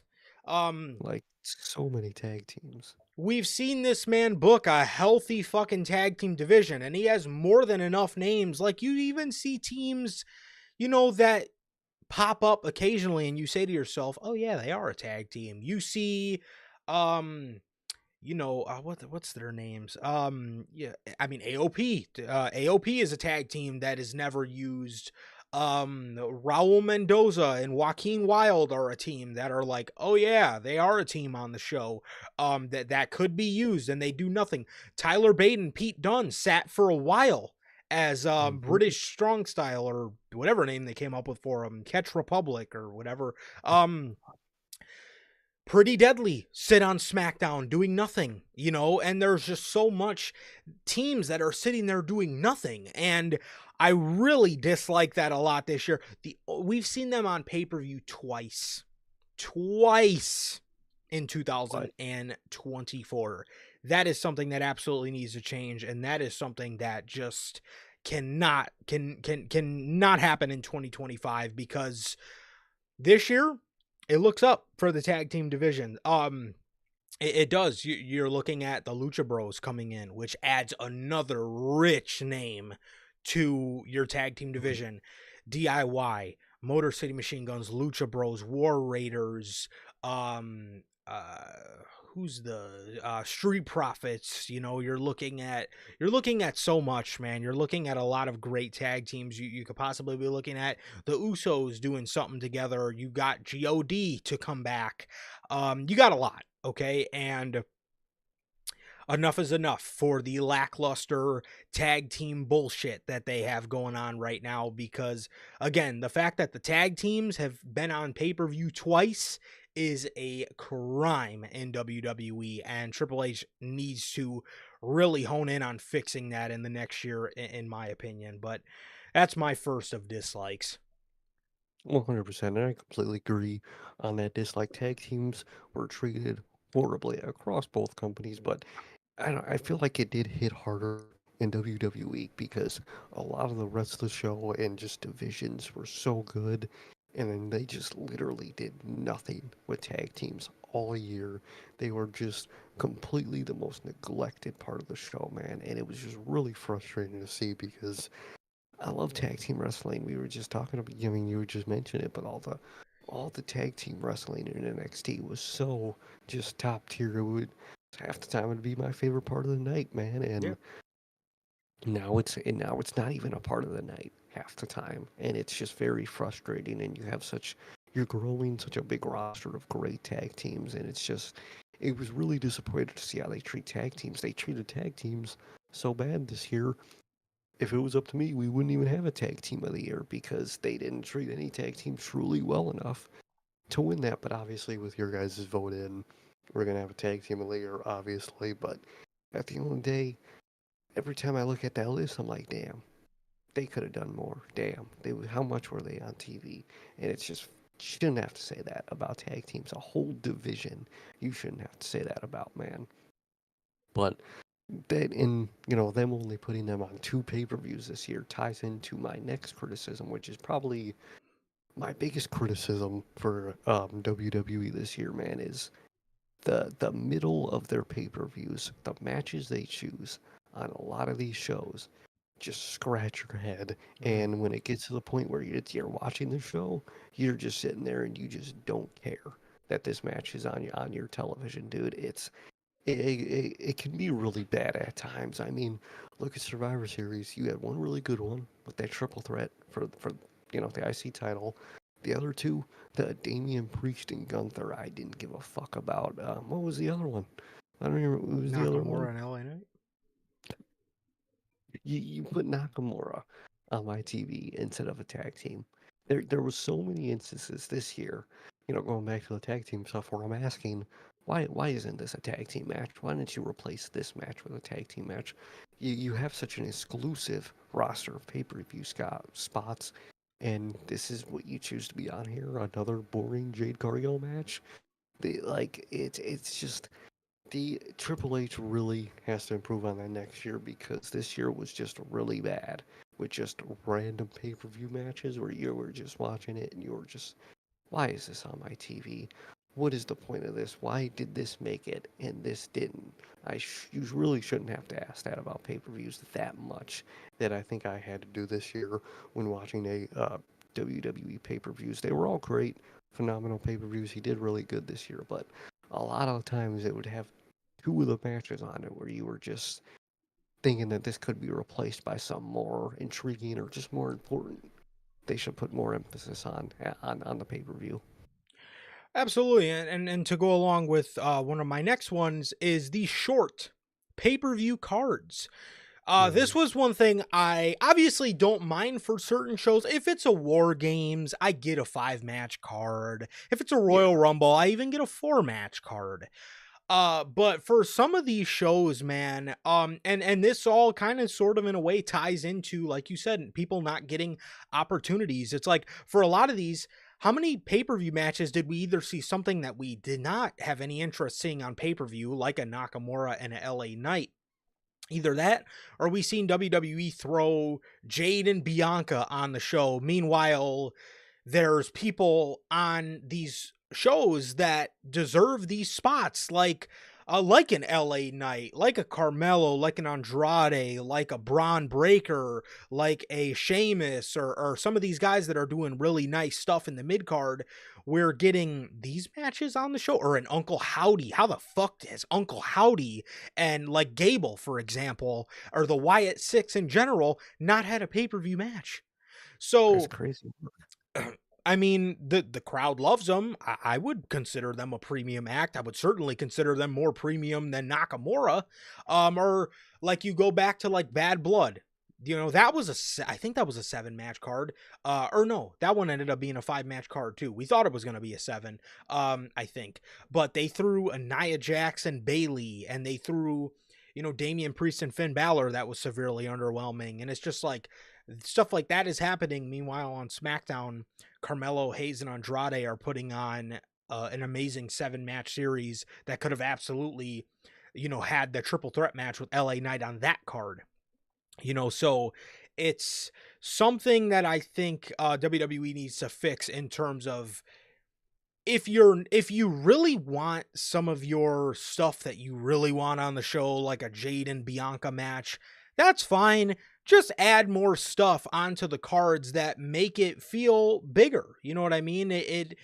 And I understand less is more, but look at AEW World's End. That 8-match card was great. The show ended at 11:30, and in WWE's case, the show would probably end at 9 or 10 o'clock, which is great, because they start at 5. I think adding, 2 matches would not hurt these pay-per-views at all, and that was one thing I really got annoyed with at times with WWE, because a lot of people that were doing a lot of good stuff got snubbed from pay-per-view cards for stuff that sure was bigger, but some of the other stuff on those cards didn't need to be on those cards, which resulted into better stories and better acts being snubbed. So that annoyed me a lot. 100%, man, and that's another problem I had with WWE this year, man. It's just they can not as bad as Tony Khan can, and obviously, but they can very severely neglect just certain people at certain times. Like, look at a Dragon Lee. When is that man ever on TV? And people like him. People love Dragon Lee. They love when he shows up, but he's never used. And weirdly enough, it happens to a lot of past NXT names. Where look at Pete Dunne. They split Pete Dunne up. They change his name back, and then they just use him as a one-off joke. Once every Raw, you get the he's butch joke, and you move on. Andrade and Carmelo Hayes had a fucking phenomenal feud on television, and then they just don't put them in the mid-card title scene afterwards. They just throw Nakamura in there and just completely just brush off those two. That can happen a lot, I think. Not a lot, but it can happen, unfortunately, with Triple H and a lot of guys. And I get you can't use everybody at crazy amounts all at once, but it gets to a point where it's like, damn, why would you ever do that to They're that putting person? no effort. Yeah. No effort. Yeah, you're not using or look what you're doing with Gable. You're just like, how do you not realize that you're not using Chad Gable like that? You know what I mean? It gets to a point where I think he does have a problem with neglecting certain people at certain times, and I think that can really be a detriment. And I think it's really happens a lot towards the mid card, and it's weird because either the mid card is like at the top of the weekly show and it's the best thing, and then a couple weeks later, those people involved are just doing random shit, and you're wondering like, why is this person not doing this? And it's just it leaves you scratching your head, dude. So I think that's another thing I dislike that they did this year that I hope they improve on next year is just they'll just neglect people sometimes, just drop people after a storyline and just have them there, which Tony Khan doesn't, but just not do anything with them, and you're asking why. Yeah, so I have 2 names on here that are similar and very different similar and very different in ways. But this will be my last of dislikes. I have fumbling Chad Gable, and I also have the Dragunov booking. They are similar because they were both mishandled. They were very different in the fact of I am hopeful for Ilya Dragunov because it never seemed at a point he was on the cusp of getting that push. If anything, it seems like if he gets his push, it will be a Bronson Reed type of, you got to sit back for a minute, pay your dues, then we'll use you when it's time, when there's an opening. With Gable, when I tell you I thought that man was going to transform into a superstar this year, I genuinely thought he was going to transform. He was the best part about Monday Night Raw in the summer. That is a crazy fumble. That is a crazy fumble on their part. And that was one thing that annoyed me a lot was the fumbling of Chad Gable. And when I talk about the booking of Dragunov, I think you're going to hear a like of mine that completely contradicts this, but the handling of some new stars. Now, again, you're going to hear a like that completely contradicts because with WWE, it's 50-50. Either you come in and you're Braun Breaker or you come in and you're Dragon Lee. So you look at a guy like Butch. Butch got Pete Dunne back this year. And he still is, Butch is haunting him. You look at a guy like Dragon Lee, like Sir K said, neglectful of the guy for no reason. And people love him. People want to see him be used. You look at a guy like Dragunov, He comes in and you're just astounded. The thing, like I said, I'm hopeful for Dragunov that next year they find that opening and they Bronson Reed him to the point where Bronson Reed, like I said, Bronson Reed came back in late 2022. He did not get used till almost 2 years after he came back to the company. Now, I'll say, when they strap that rocket to you, you're a stud. Bronson Reed, I mean, that guy's got to have one of the most sought after comebacks that is in wrestling right now because people loved him. People loved what they did with the guy. I really dislike the fumbling of people like Chad Gable. I really was annoyed with that. And I mean, even to certain acts, not even just Gable was the huge one, but even certain acts like the New Judgment Day, I thought that was a major fumble, in something that had the potential to be pretty cool. The fumbling of JD and Finn as a tag team, I thought was really annoying. The fumbling of Bobby Lashley, the fumbling of him and everything surrounded around his whole group, I thought was annoying, man. And as for Dragunov, and you talk about guys who could be on the up and up, I think just certain people like that being neglected. But at the end of that, I do see the point of not being able to push everybody at once. But those are my last of dislikes. So yeah. I definitely love it. It's so true, man. And my last dislike kind of goes into what you mentioned about Bronson Reed, how it took like 2 years for them to finally use the man. Is taking way too long to do something with somebody, or even just have a single person, get an accomplishment. It took them 2 years to get LA Knight to win a mid-card title, and I think. I think they do like Chad Gable, and I think he'll get his moment late next year, early fucking 2026. And it's just annoying to see like not everything has to be this year and a half, 2 year long like thing you're building up to. And I think that's something that Triple H does do a lot, where it's just, oh, this gets teased up.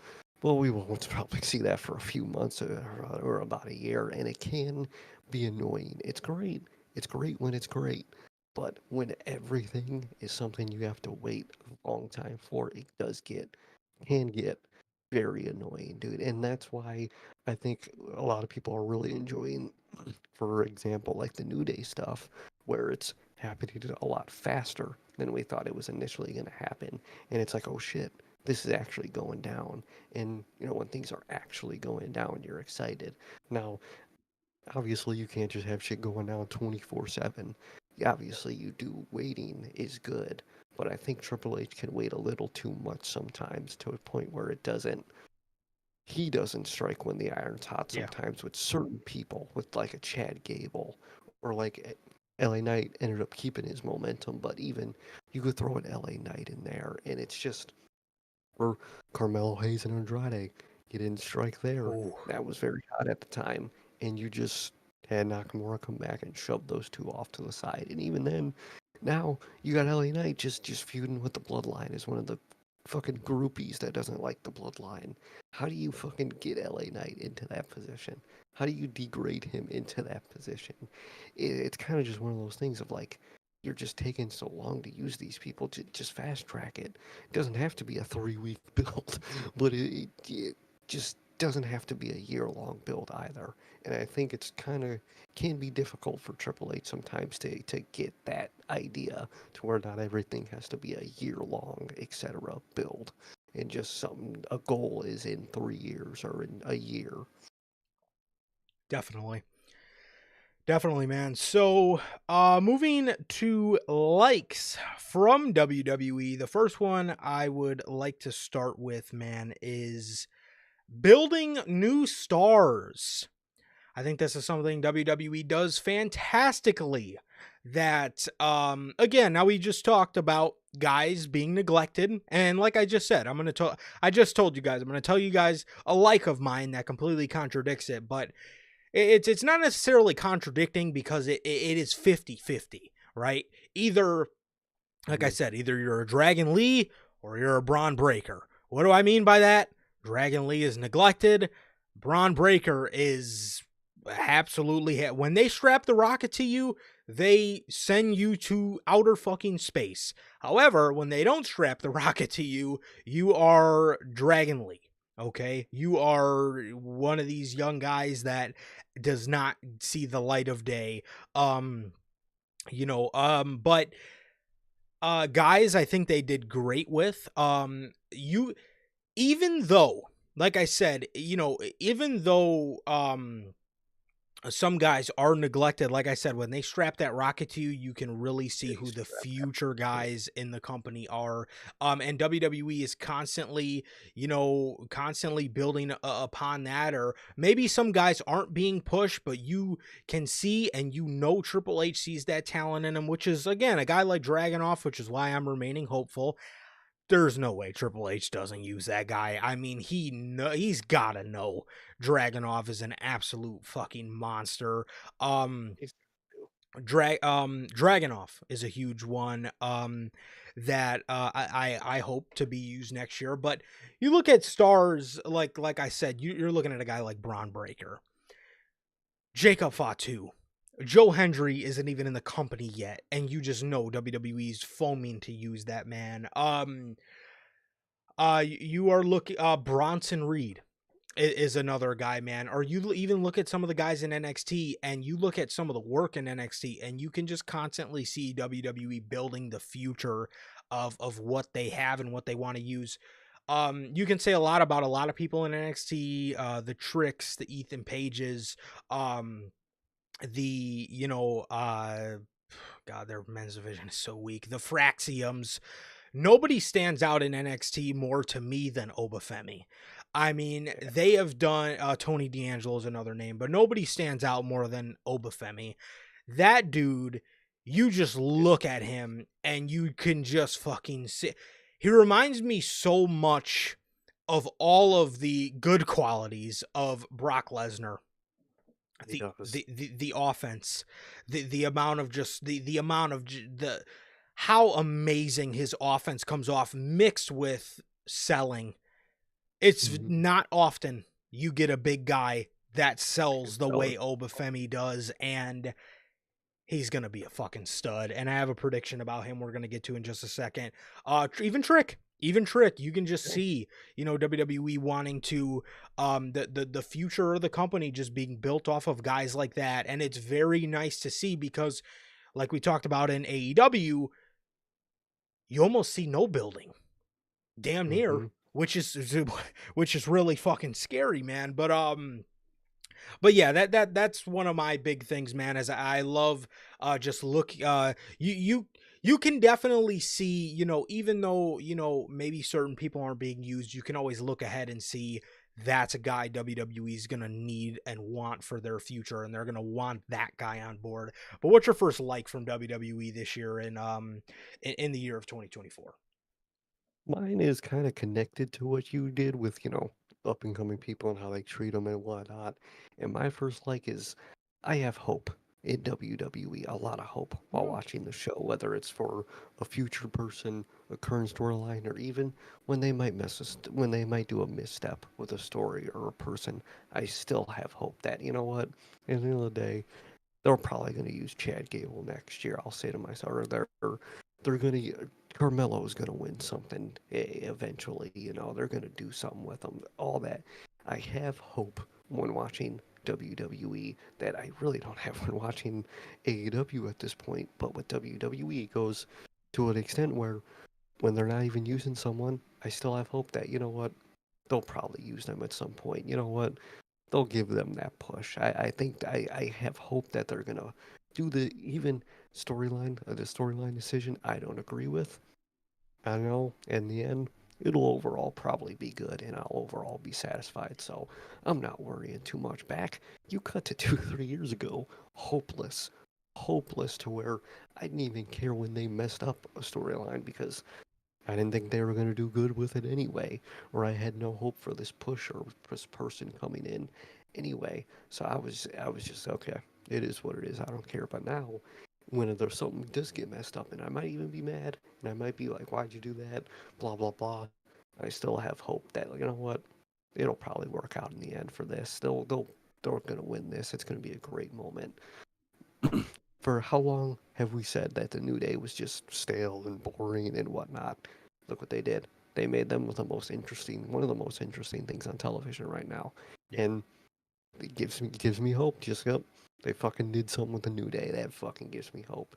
There's a lot of hope in the company for a lot of future people, for just general storylines that they're doing. And like I said, even when they mess up, I still have hope that they're going to do it right in the end. And I used to not have that with this company, and I'm starting to not have that with the other company. So it's really nice to have that with them right now, where it's just I can watch the show not carefree, but worry free overall, and that's something that you just love to be able to do. 100%. And to go off that, that's a great point. And to go off that, my next one is focused stories slash Yeah. long-term storytelling. So, Mhm. this also ties with my last one, but I'll save that one because just to go into that one more in depth. But focus stories, man. You seen it all year. You seen it all year, bro. You seen it with McIntyre and Punk. That got started at the beginning of the year. McIntyre and Punk. That played a role all the way from January to October. Honestly, really Oh, since yeah. Punk came back last year, Mhm. all the way until October. You seen the story with Cody and Roman re-pick up, and you seen that. You seen the WrestleMania main event have stories that were callbacks to the 90s with Mhm. Undertaker and Rock, to 2012 with Rock and Cena, to last year with Cena and Sikoa. The whole bloodline story. The whole reason Roman lost the championship was a callback to 10 years ago. The Shield Mhm. breakup. He hit Seth. He wanted to fuck Seth over and get that revenge with the steel chair rather and he let that consume him so much it cost him the championship. WWE bringing in the outcasted members of the Samoan dynasty with Tama Tonga and Tangaloa and Jacob Fatu. You've seen that. You've seen the focus on that storyline. You've seen the ultimate focus. Remember how great Paul Heyman was this summer with the whole bloodline? While Wonderful. Solo was still coming into his own and trying to figure out his own shit as a character, Heyman had Bros back. He did. He was the best part of that storyline through the summer. We seen Solo come into his own. Um, you seen stories with Punk and Seth bleed into Seth trying to get the world title back and all this kind of stuff. Kevin Owens. I mean, wow, how in depth and focused was that whole character and storyline? Just Cody teaming with Roman and the domino effect that had on everything with Owens' character, and that is going to bleed into the next year. How amazing was that, and how amazing has just focused stories, like I said, McIntyre and Punk. I could say that 10 times over, and that still will not justify enough how amazing and how focused that storyline was. And how long term it was. This was one of the huge things that really separated WWE from AEW this year for me. As you know, I'm a huge story guy as well as I know my co-host here is, man. But that's my next one for liked or for likes. Hell yeah, man. Definitely understand that completely. Thought they did just focused great long term, just connecting from story to story. People going from story to story was really good. All of that they did phenomenally this year. Another thing that I like that they did this year, very related to stories and just characters and whatnot, is the amount of edginess you could Yeah. say they had this year on their shows. I think was just the perfect balance of what you need and just keeping it simple. I think they did great.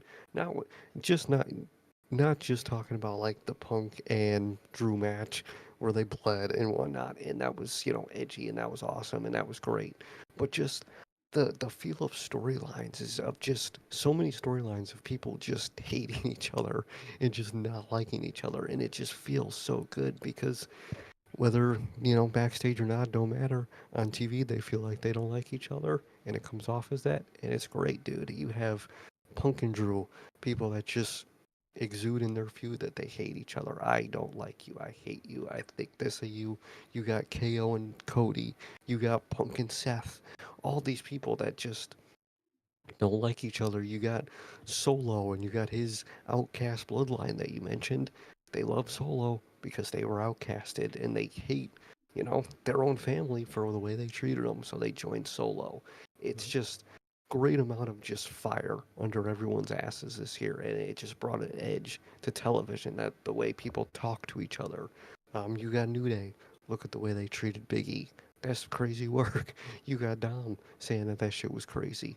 You just got the way they did the stuff they did with Dominic, how loose they got with what they said and how they described him and shit. They call the fucking dude a slut on television, and they're not just fucking throwing that shit around like crazy. They're not flipping every fan off in the crowd. It's normal, and it's just enjoyable to see, dude. And that was another one of my positives this year that this company did.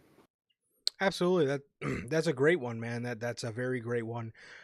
Yeah, I mean the real type hatred you see from a guy like Kevin Owens, and I think wrestling fans might have enjoyed this one a little too much for all the wrong reasons, but the whole Liv Morgan storyline, you know what I Yeah, mean? I mean they enjoyed that because they they see saw they people they getting yes, they don't see those type of things on a normal, but no. no, I mean the whole basis of the storyline of Liv really going to extreme depths to seduce Dominic and take him away from Rhea Ripley, I thought was just, it was I mean the revenge tour, right? I mean it really played into everything that they were going for in that storyline. So um that's a great one, man. My last like before we move on to predictions, the last like on my bullet points is their ability of adaptation around injuries.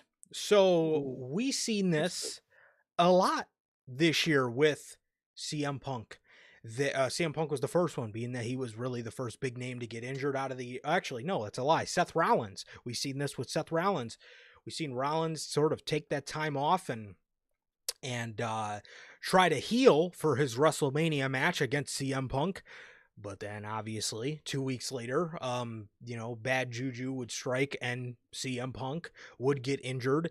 Um, they played to that almost perfectly. They obviously we all would have liked Punk to get his main event, um but Punk and him being a commentator to then play into the Drew McIntyre losing the match or losing the title at WrestleMania, I think was tremendous. And the way they used Punk all summer and just having these really creative ways of him screwing over McIntyre, of him winning Money in the Bank, and then him being the fake referee at Clash at the Castle, and then just playing up with all of that and finding creative ways to use him through his injury were great. And then you see you're even seeing things of old injuries come into play. Kevin Owens pulling out a pile driver on Randy Orton, of all people, I think was fantastic. You're seeing an injury from 2 years ago come into play, and them being able to adapt around said injury that is 2 years old with Big E's neck. That is Mm-hmm. huge. That is huge. They are, again, they're playing to that, and they're able to adapt and build their storylines around all these injuries. And it's something that's really creative. It's something that we did used to see a lot in NXT. We used to always talk about Triple H turning a negative into a positive with injuries. We've seen it, like I said, back in NXT with the whole Aleister Black, Tommaso Ciampa, Johnny Gargano, who attacked Aleister Black storyline. And we do see Triple H use that same creativity with injuries. This time around, look at Rhea Ripley. Rhea Ripley got injured, and that was huge for her storyline because that allowed Dominic or Liv to get close to Dominic. They took Rhea Ripley out, or they attacked Rhea Ripley with a bat. Rhea Ripley actually got shoot hurt, orbital socket, and they switched it into a storyline where they attacked her with a bat, but then Rhea Ripley came back wearing the mask and obviously wasn't out as long as we anticipated, thank God. But they really turned negatives into positives, and it was huge this year for Triple H really being stumped with a roadblock with Yeah, injuries and him being able to hurdle over it. It really shows nice creativity with his booking. he really does. And even any sort of adaptation, like you see earlier with Mania, The Rock's involvement and how he Yep. tried to change a whole lot of stuff and this and that. They adapted that perfectly. Now, at the end of the day, it ended up just going through because The Rock was like, all right, fine. I won't have you guys hate me. I'll let Cody win. But even Triple H was able to get around The Rock and do this and that, and it was really good. So the adaptation they did this year, like you said, was just really good. From injuries to just booking problems to someone getting over in that and whatnot, and they did good with that this year overall, man. And my last like for WWE this year, man, is just the quality and excitement of shows that we've had this year, I think, was just through the roof, like no other for Yes. this company, man. I mean, every show you're excited about. Bad Blood, I was pumped. Mania, I was pumped. SummerSlam, Survivor Series, I'm always pumped, and I'm usually always satisfied by the end of the night, and that's all you really want from a show. And even just not pay-per-views, you got weekly television is just so good this year overall, especially Raw. You know, you've had your few Raws where you're questioning, like, what the fuck was that? But it was, what, 3 Raws you might do that to this year? Overall, every week you're like, damn, I can't wait to see this next week. I can't wait to see this New Day thing next week. I can't wait to see this Bloodline thing next week on SmackDown. You got a balance on both shows now. You know, the Raw side's a little heavier than the SmackDown side, but overall, you are excited for every show, every weekly show, every pay per view. Pay per views, they are a literal a year away. Excited for SummerSlam in Minnesota. I'm excited for what is it? Backlash they're putting in Mexico. I think it's I did see Backlash. though. I did see those rumors. I'm waiting for an official logo from WWE because we've heard so many different Backlash locations. It's almost annoying at this point. But It Mexico is is the going rumor. Yes. like that just sounds exciting, and just the time slot for these shows is always so exciting. It starts at 5. Personally, I love these shows starting at 5. I think it's phenomenal, dude. um you enjoy the night overall better, dude, in my opinion. I think they did really good with just enjoying the show, being excited for the show, and just having a good day with a show, or when a day a show happens, you're overall satisfied and you're like, damn, that was a good episode, or that was a good pay-per-view. I'm happy I sat there and watched that. And they just did really good with just general excitement, being excited about a show, like, damn, I can't wait for this pay-per-view. I can't wait to see this on Raw. I mean, we're all pumped for next week. Raw, Netflix, everyone's pumped. It's gonna be a fucking movie. It's literally gonna be a pay per view in a week, and everyone's excited, and you, it's just great to have that. I'm very glad we have that this year. The last time I remember being this excited for a Monday Night Raw was Raw 1000, and this, as a kid, Raw 1000 was promoted huge, but Mhm. this is quite honestly, 10 times even bigger than that. Oh yeah, this is insane. This is literally a pay per view. Yeah, I mean it is. It's huge, bro. But as for predictions, man, I'll let you go ahead, bro. As we wind down here, I'll let you go ahead, bro. Throw me your first prediction you got. My first prediction, and it's one of my biggest ones, is I think in 2025, they're going to have a much better balance between Raw and SmackDown in terms of the roster size and what they do on the show. Especially with, the rumors we're hearing of, LA Knight, or not LA Knight, but certain people moving from one show to another. Chad Gable Um, and yeah. Chad Gable moving to. I think there's going to be a much better balance with both shows in 2025, where SmackDown is not just going to be the Bloodline show, because if you're asking me, we'll get to it, but I don't think Bloodline's going to be on SmackDown anymore. But even in terms of when they go to Raw, I don't think they're going to take over Raw like they taken over SmackDown. I think it's going to be a much better balanced shows between both shows, and just a better enjoyable experience for both shows, because Raw was the heavier show this year, the show you cared about more and whatnot. Because at the end of the day, most of SmackDown was the Bloodline this year, and I think in 2025 it is going to change. As you see, it's just going to be Raw and SmackDown, and you're gonna enjoy both. I'll probably still have a preference for Raw, probably if I'm a betting man overall, but I think there's just going to be a much better balance between these two shows in terms of quality and roster and like storylines and everything. I think so, man. I will say I am scared. There is an aspect about the show I am scared about. I'm very scared in 2025 that WWE is going to do overkill.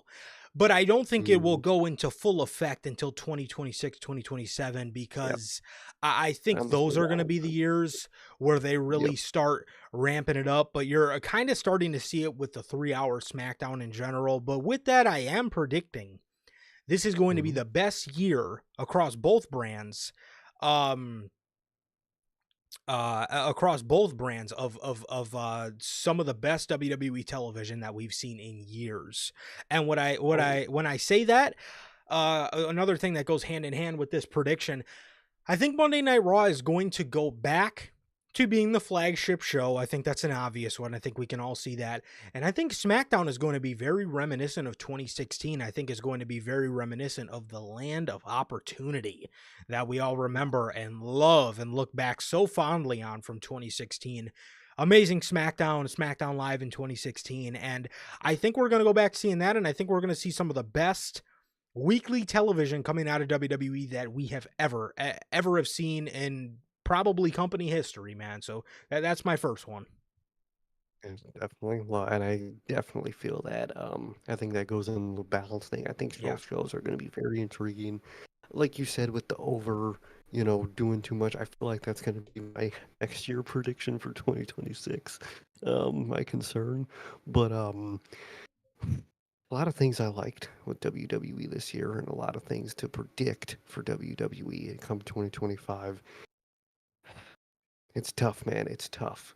But a thing I'm predicting for 2025 is, how do I word this, man? Different champions in a way, if I could word that in a correct way.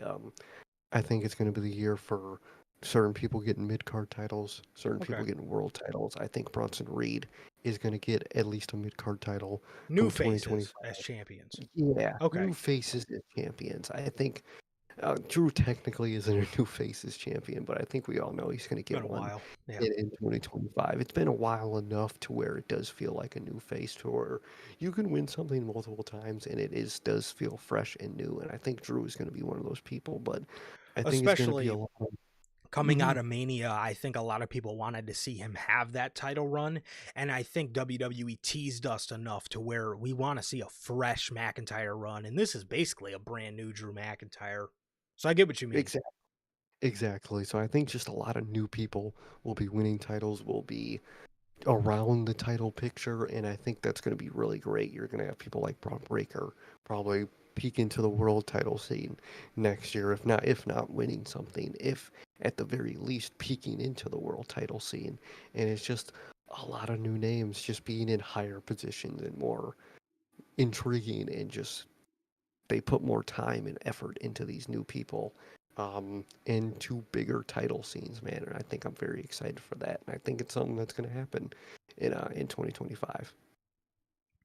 Definitely, bro. Definitely. And speaking of world titles, I am predicting we will see John Cena, the GOAT, Hey, the GOAT, the greatest of all time. I think we will see him etch his name in history, and I think we will see him become a 17-time world champion, whether it's at WrestleMania or whether it's later in the year. I think either way, WWE tells the story of him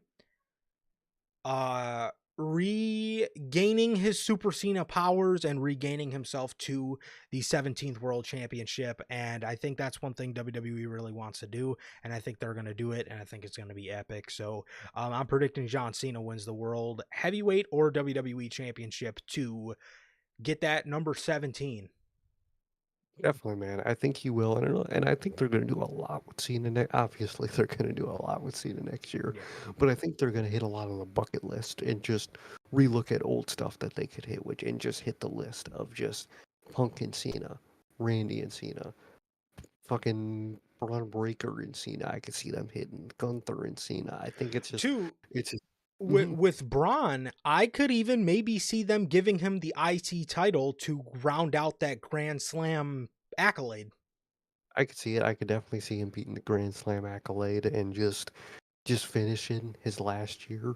If I just truck it, the way I think I'm gonna have my prediction be the way I think John Cena's 2025 retirement year will go. I think it'll start off first, month or two will be a little slow, you could say, of just not being John Cena yet. I think he's gonna have to break into Mhm. not Super Cena, obviously, but break into just the fire of John Cena, and I think that's when he's gonna go on the run of just maybe probably the IC title finally winning that uh, last world title, breaking that record. I think they'd want him to break it, and I think he will break it, like you said, man.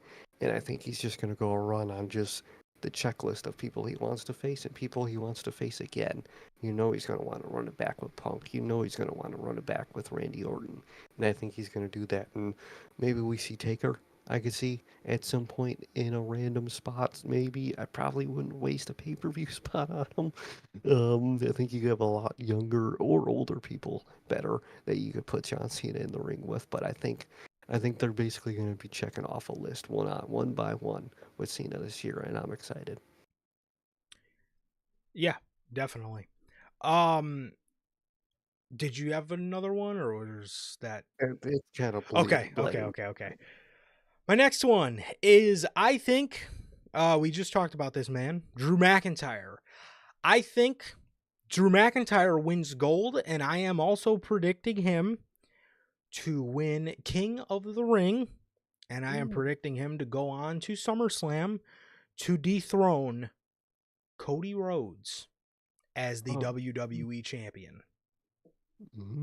I respect it. I like it. I like that a lot. I definitely think Drew should get it, and I like him beating Cody. I do. I don't think Rock should beat Cody, No. which is getting to my next prediction is come Mania, I do think it's going to be Cody and Rock. And I think Rock is going to be involved in this bloodline story, but he's mainly going to be focusing on Cody. At this point, I'm predicting that I don't think he's the secret leader of this new bloodline. At this point, I don't think he is. I think he might become Mm. the new leader, possibly become that, but I don't think he is right now. And overall, I do think that next year, come WrestleMania, I think the WrestleMania match for Cody is going to be versus The Rock. And I do think Cody's going to keep the title post Mania. So I think Cody might beat The Rock, dude. That's a crazy thing to say. And that's a crazy thing for Rock's ego, man. But I don't see another way they could do it, and I think it'll get to a point where maybe Rock wants to win, but he knows what the fan reaction and whatnot will be. So I think we're going to get Cody and Rock, and Cody's going to retain at WrestleMania, probably in the main event of night two, if I'm a betting man. Okay. Okay. I like it. I like it. That's a very interesting take, the whole Rock not being the leader of the new bloodline, because you definitely in the beginning of it definitely seemed like that could have been the case, but the more time moves on, it seems like they're starting to distance from that. But does Rock even do Mania? And I say that, but I genuinely don't know, because with The Rock, he doesn't really start creeping around until January anyway. But I honestly think if we don't see him in the month of January, We might not then see him he in the might. match. He might genuinely be out for WrestleMania. Which, if he faces Cody, you should be very scared. He has to. Cody has to win, but you never know with The Rock, because Triple H could very well be like, well, yeah, Cody's gonna beat him. That makes the most sense. But we all know Rock isn't really the guy that want to make the most sense, unless PR comes down on him and his public I image was looks bad, of course. I was gonna say Rock cares about that the most above anything, above even himself.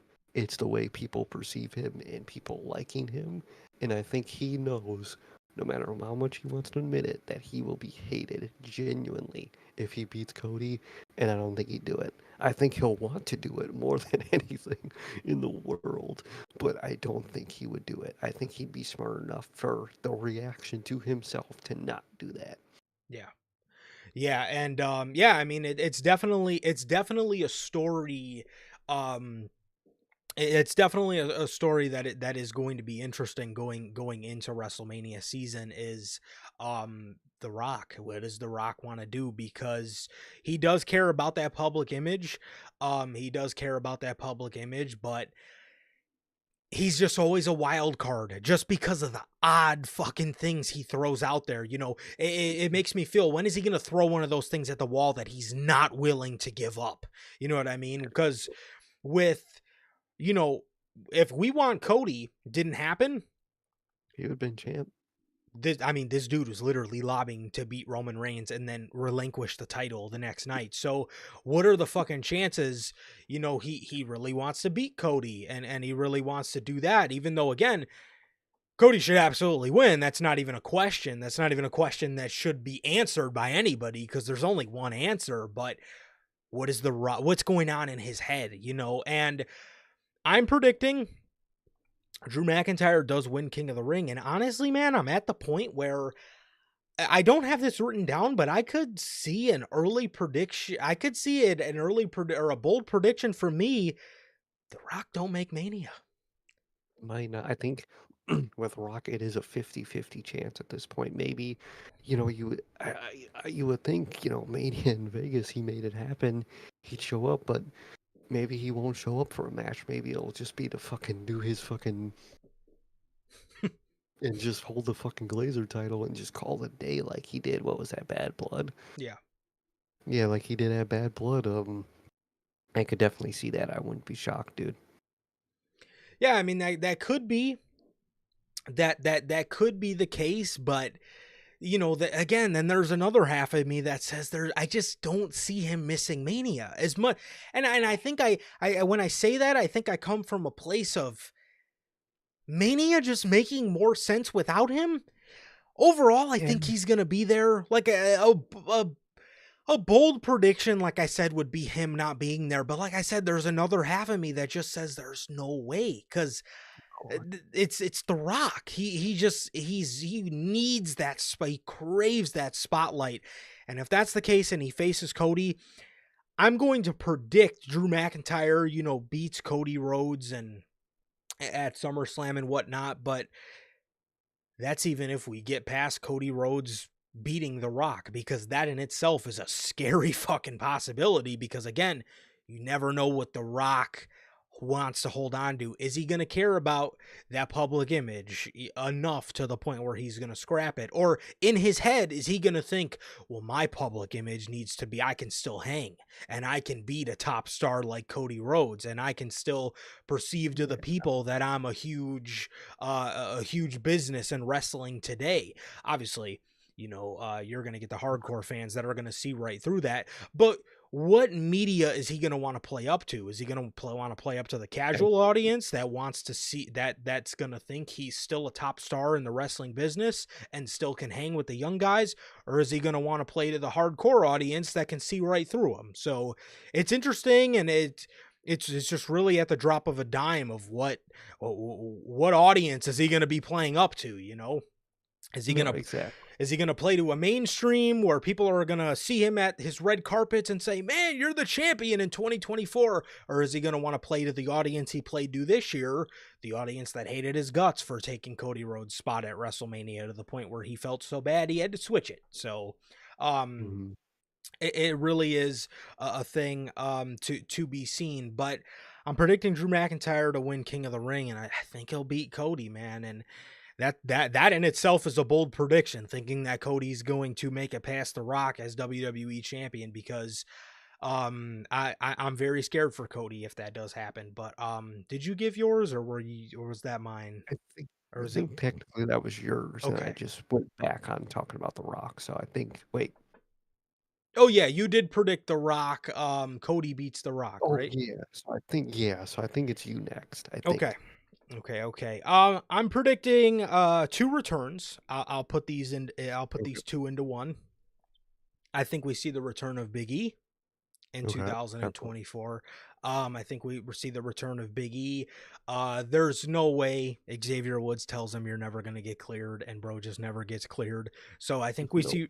Think we see Big E, and I'm predicting a big, no pun intended, monster run amongst the return of Bronson Reed. Mm-hmm. I think we see Bronson. If you thought Bronson Reed's run was epic this year, I think we see Bronson Reed go on an amazing run. And I think Triple H is going to want to make up for lost time. And I think he's going to absolutely strap the rocket to this dude's ass in 2025. I think so. I think a lot of people are going to get rockets strapped to their ass. I think Drew, Bronson, Breaker. God, I wish Dragonoff, but that's such a 50-50 one.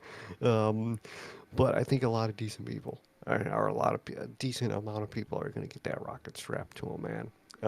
But another prediction that I have is going along with your Big E prediction. Not only do I think he'll be back, I think we do. I think it might be obvious at this point, but I think we get the New Day triple threat at WrestleMania, dude. I think we're getting it, and I'm very excited. We basically kind of, in a way, fantasy booked, you know, him coming back in the Rumble, and then, those two kind of fuck each other over because he's in there or whatnot. But I think in some form or fashion, we are getting the New Day triple threat at WrestleMania, and I'm very excited because I didn't think we would really ever get it. I thought they were just going to be friends on screen for life, and we're getting it, and I believe we're getting it, and I'm very excited. I love that. I love that, bro. And with my final prediction here for 2024, this is a bit of a sour one. Good, because I know WWE, like I said, I know they're going to do great with them eventually, but I think it's something that's going to be a little sour throughout the year because I know we all want to see them. I am predicting Obafemi will be stuck in NXT until 2026. I don't think we see him until after Mania 42.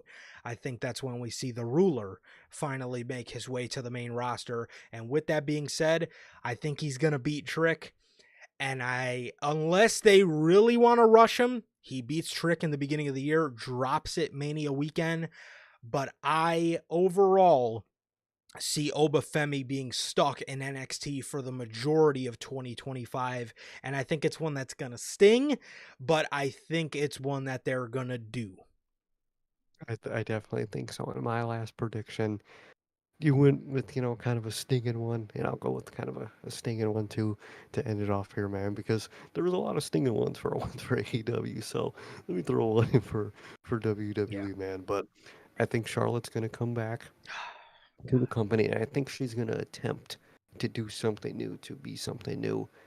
But I don't think it's gonna work. I think she's gonna end of the day either go back or just feel like the same old Charlotte, and she's gonna come in and win the title and just Charlotte it up and just kind of stink it up, man. So I do think she is going to come back, and I think she is going to try something new, like all the reports are saying and whatnot. But I don't think it'll be that much successful in terms of how you feel about Charlotte, and I think she's just going to feel like the same old Charlotte and not feel great. And I just don't think it'll end well for her stint as women's world champion because it's going to happen, and I don't think it's going to be great. And I just hope that someone great can beat her for it, which I think will happen.